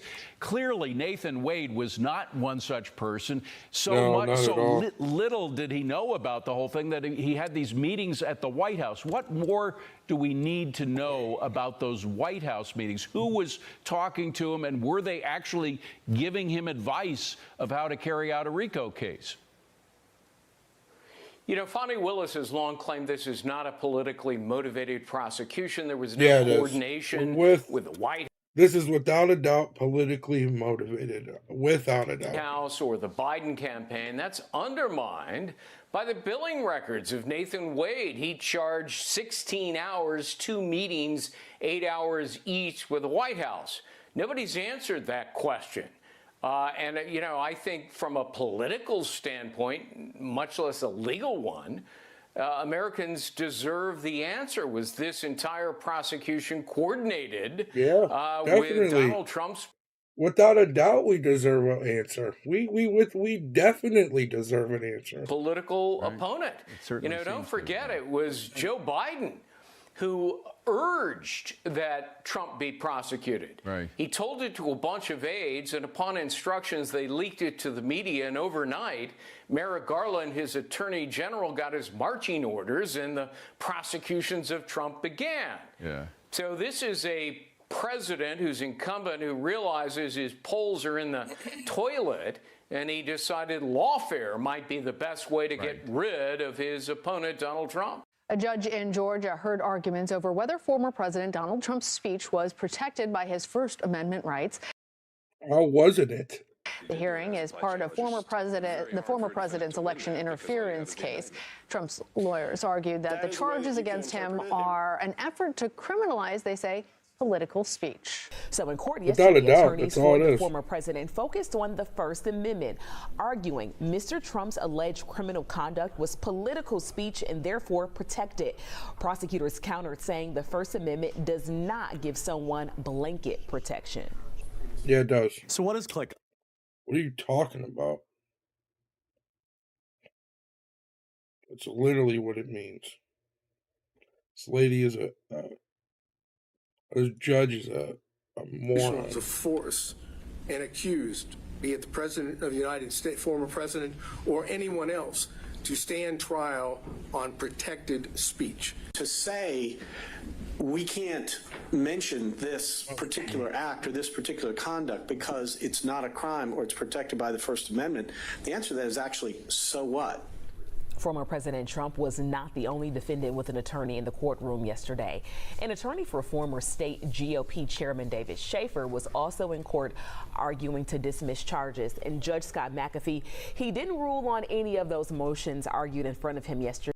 I just don't understand. Just get rid of these charges. They're ridiculous, and let's just get this thing going. Today, so we're going to be we need to just worry about Trump versus Biden. Like, this is just watching. This is all using the government as a political tool. What he decides. Arguments are underway on motions to dismiss the case from Trump's attorneys and one of the co-defendants. Trump wants to throw the case out entirely. His attorneys cite the First Amendment and argue since he served as president, Trump's speech is political speech. That's the most protected type of speech under the Constitution. One of Trump's co-defendants' attorneys with that hat is raw. I need to get one of those. We've got the freedom to associate, the freedom to petition the government, the freedom to speak. So all of this conduct that's part of this indictment is really covered by the First Amendment. And if you think about it, it makes sense that a judge should be the one that protects that right, because you shouldn't have to go in front of a jury to protect your constitutional rights. Senior correspondent Jonathan Siri is outside the courthouse. Jonathan. Good morning, Harris. In addition to that First Amendment issue regarding former President Trump, that attorney we just saw representing one of the co-defendants also took issue with the wording of the indictment. Take a listen. When you look at the indictment, you see a lot of language that says fake electors, things like that, duly elected, fraudulent. And those are legal conclusions. And so we're trying to have those dismissed, saying that the state can't just put those legal conclusions in there. That's something that a jury has to decide. Without a doubt. This is all corruption. I don't see how people don't understand it by now. This is the first hearing in the Georgia Trump case since March 15, when Special Prosecutor Nathan Wade resigned from the case as a condition for District Attorney Fani Willis to continue prosecuting it. No, dude. She was the main... this is crazy. He was more involved, I think, with witnesses and negotiating plea agreements. Very important work, but it's not the kind of stuff that we would see in the courtroom in oral arguments day in and day out. So I don't anticipate, anything really changing in terms of how the district attorney presents their case in the courtroom. Yeah, and several defense attorneys have said that the judge's ruling earlier this month didn't go far enough by giving Fani Willis that option to remain on the case, and so the defense is expected to appeal that judge's order. Harris? All right, Jonathan, thank you very much. Andrew Truskowski is here, former federal prosecutor and U.S. military veteran. Great to see you today. All right, so we're back in court on this one. What do you think about Trump and the co-defendants' argument about the most protected type of speech, political speech? Well, today is all about the First Amendment, and these are things that I argue all the time in court when the argument of the prosecution is all based on what Donald Trump said. We have to look at right. It makes sense, right? That's just what makes sense. What the First Amendment really protects, and it protects everything that is short of it being criminal speech, and so that includes wrong speech, it includes outrageous speech, it includes ridiculous speech. So when Donald Trump is engaged back a few years ago in his discussions about the election and the outcome of that election, the prosecution has to do more than just prove that he was wrong in his statements. That speech has to actually attenuate to criminal conduct, and that criminal conduct can't just be circular speech in its right. It's like if you rob a bank, the direction to somebody to rob a bank, that could be criminal, but simply Trump should be allowed to say, I feel like the election was stolen from me. These Democrats have been saying it forever. Hillary Clinton said it forever. All of them say it forever. I just showed you guys a video earlier of them saying it. They're all election deniers. Why is this case still a thing? It doesn't make sense. Saying I would like $100,000 isn't criminal speech, even if you say it in an aggressive or a directed tone, and then you put that into a political bubble, and that's even more protected because people who are engaged in that political speech are allowed to say things that really do butt up against the fringe. That seems basic. Is that something? Basic. Yeah, I mean, how long do you think it'll take to make that basic argument? Well, the argument's already going on in court right now, and the judge is actually in a tough position because when the judge rules on that in the course of a criminal trial is not very clear. There's kind of, can you look at it just based on the indictment alone and the judge make a ruling, or does the judge have to actually have facts come in during the course of the trial and then make that ruling as the facts develop? And so that's kind of the tough place. I think right now we're in a premature place to see the judge come back with a particularly dramatic ruling for Donald Trump, and he has ruled against some of the co-defendants on a similar motion in the past. Interesting. You know, he has to be one of the most recorded people right now on the planet in terms of his speech, Donald Trump. Whenever he speaks. Without a doubt, bro. When he talks, everybody's listening. Whether you love him or hate him, you're listening. So I can't imagine that they need very many facts brought into the case on whether or not he actually engages in political speech. Well, I see that point. The point being, though, that... I mean, I'm not trying to argue his case. I'm just stating the facts. Absolutely. I mean, we know what he said, and I think it's very clear what he said. The question is, does that actually violate the law? That was the argument this morning as to whether the judge can reach that determination at this point. I mean, Donald Trump has repeatedly said that this is protected speech, and there's very strong arguments for that. But we have to turn back to how the criminal code actually applies to the judge looking at that, and this may not be the point that happens. Yeah. Definitely, because some of these judges, they hold too much emotion about it. Last quick one on this. Fani Willis, they can appeal. What do you think happens with that? Well, there's the appellate court, I think, is going to defer ultimately to what the trial judge said. But the trial judge in this case, when you look at the ruling that he reached, he is very critical of the law, kind of confused as to what the precedent is. He says that effectively in his motion, in his ruling. And he also says that he isn't particularly confident in his ruling, or at least words to essentially communicate that. So I think the appellate court is going to see that language and really step in to make sure that they are either supporting the ruling that he made or draw some sort of line in the sand as to where the law perhaps needs to be clarified. So we're at least a couple of months away from hearing a decision from the appellate court on that. They have 45. Man, this stuff is not going to be done before the election, and they are going to be so salty about it, bro. So salty about days to actually reach their determination as to whether they're going to make that decision. But the appellate court does have an important point here to make, because the trial judge seemed uncertain, and we need further clarification, and that's why the trial judge certified that to the appellate court, I think. That's so interesting. Well, she did kick her ex off the case, so we'll see how the case I like how they call him her ex holds together. Okay, so Mr. Gillen, your last motion we had for today. I have 60 seconds for sure, Hannah.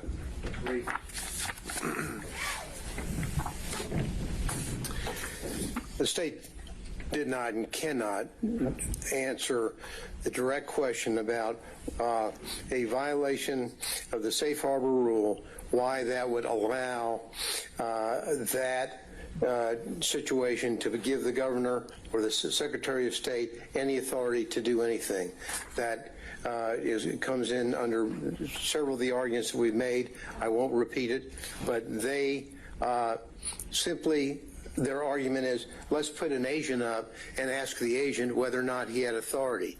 No. By law, by federal law, they did not have the authority. It's not whether some GBI agent thinks that he can come in here and tell the jury, pay no attention to federal law, pay no attention to the dissenting opinion in Bush v. Gore, pay no attention to that. I'm a GBI agent. I say we can do it. That's wrong. They lose there because the law is very, very, very clear. And we can go back and we'll both the state and I know the Schaefer team will go back to look at our argument that we made to the court when my recollection could be wrong. I don't think so. We'll see. But my recollection was because the pleading was a part of the court system that we had a citation which permitted the court to take that into consideration as part of the record and thus not going outside of the record for speaking to Murr. I could be wrong, but we'll get that to you quickly because that. And they latch onto that to say, pay no attention to the reality of what happened in this courthouse, in the court filings, which destroys their argument. And so, with that, Your Honor, I'll sit down and then I'll go back and get my other folder.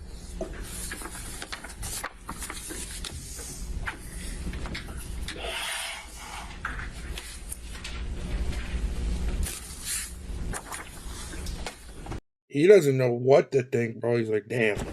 So, on your last motion here, kind of as we were with the First Amendment issue, I think we need to figure out where we are procedurally. Federally, it sounds like, this would be a pretty common motion. It'd be a surplusage motion. Georgia, it's not quite as clear for us. So,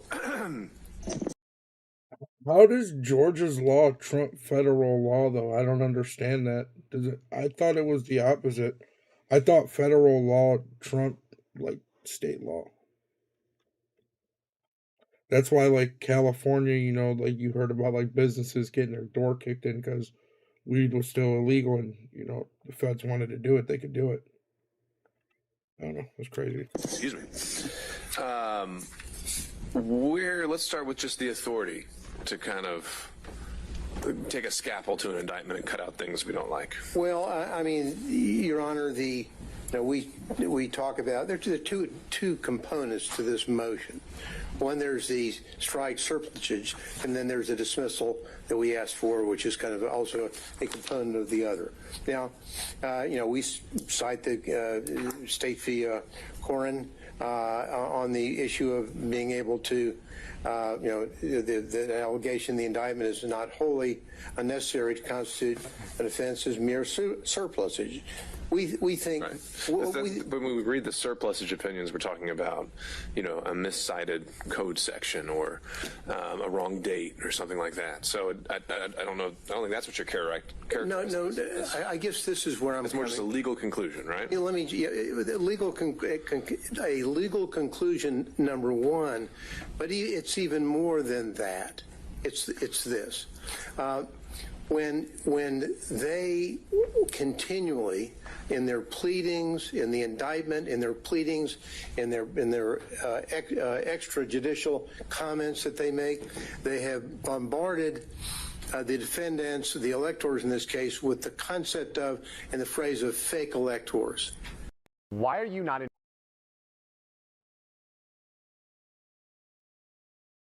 Crazy, bro. Crazy.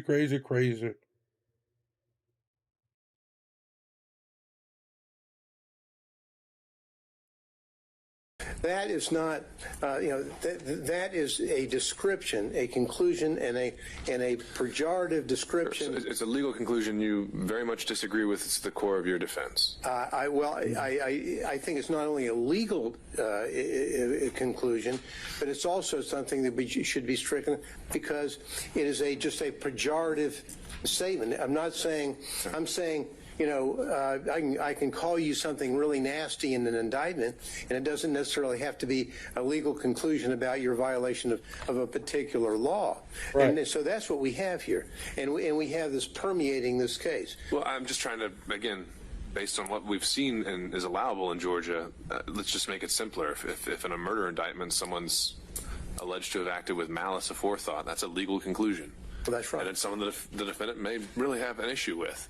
But we don't strike it. We just go forward and we go to trial. Different world, different cases, not the point that I'm trying to make. The point I'm trying to make is, and you put in malice aforethought because you put that in there to define the terms. Sure. What about this one? There's one I remember when we talk about nicknames and aliases. And I remember there's one in Georgia from the 90s. They put in an alias of Stomper. And he had beat the defendant to death. Well, and the Supreme Court said, why does he keep talking about like murder cases? Trump isn't a murder cases. I'm trying to say he said the election wasn't stolen. That's okay. Or was stolen, and they're saying it's not. You know why? Because they probably proved that there was an alias of that guy called Stomper. That's different than that trial. The state's saying we're going to prove that you're an unlawful elector. Well, no. In this indictment, what they have done in the indictment, it's not necessary if they want to, and we think it should be stricken. We think the count should be dismissed. Yeah, I do too. That based upon the case law that we've cited, but in closing arguments, Lord forbid we ever get to closing arguments. Hope we don't. But if we did, and they stood up and they said, well, we think that they were we think the evidence shows that they were fake electors. That's one thing. That's argument. That's advocacy. There's no place for it in the indictment, and there's no place for it in what they have done, not only in the indictment, but in their pleadings and statements they've made outside to the media. What they have tried to do is they want to have ingrained in the minds of the community and of jurors a concept that if you were not a Democratic elector on December the 14th, casting your vote at some other part of the state capitol, then you are a fake elector, and that is a pejorative term, not necessary. Look at her; she's a Democrat, 1,000%. That's why she's looking all butthurt about it. For the charges and should be stricken. That's the point that we're trying to make. And as it relates to our other arguments concerning the dismissal of those counts, I don't think I need to go back over most of my argument, or our argument on that really deals with the Electoral Count Act, so I don't think I need to revisit that in case the court we'll get there. really wants to hear that again. I don't think you do. But absent that, Your Honor, we think, number one, that the count should be dismissed. Yes. For the reasons articulated earlier and in our pleading. And number two, that even if the counts are dismissed, in addition to that, references throughout the indictment to fake electors should be stricken as well. Thank you. All right. Thank you, Mr. Yellen. If they accept the petition and hear the appeal, we're talking about we're going to add 6 months to a year to the whole. Well, you know what that means. Trump 2024. Trial schedule, and that don't be mad, Danny. Get you there before the election. Don't be mad. According to Porter, the state. Why do they keep saying before the election like they're scared something's going to happen? Now has 10 days to file their response, and then that 3-judge panel from the appellate court will have 45 days to decide whether to take the appeal. We reached out to the Fulton County DA's office this evening. So far, they have not commented on this latest development in the case. When you have auto. So pathetic. I like this channel. I'm definitely going to watch it a little bit more. But all right, guys, on that note, I'm going to end it. I really appreciate all you guys stopping by and hanging out with me tonight. I hope you have a wonderful and blessed Easter. Make sure to spend time with your family. Have a good one. Peace.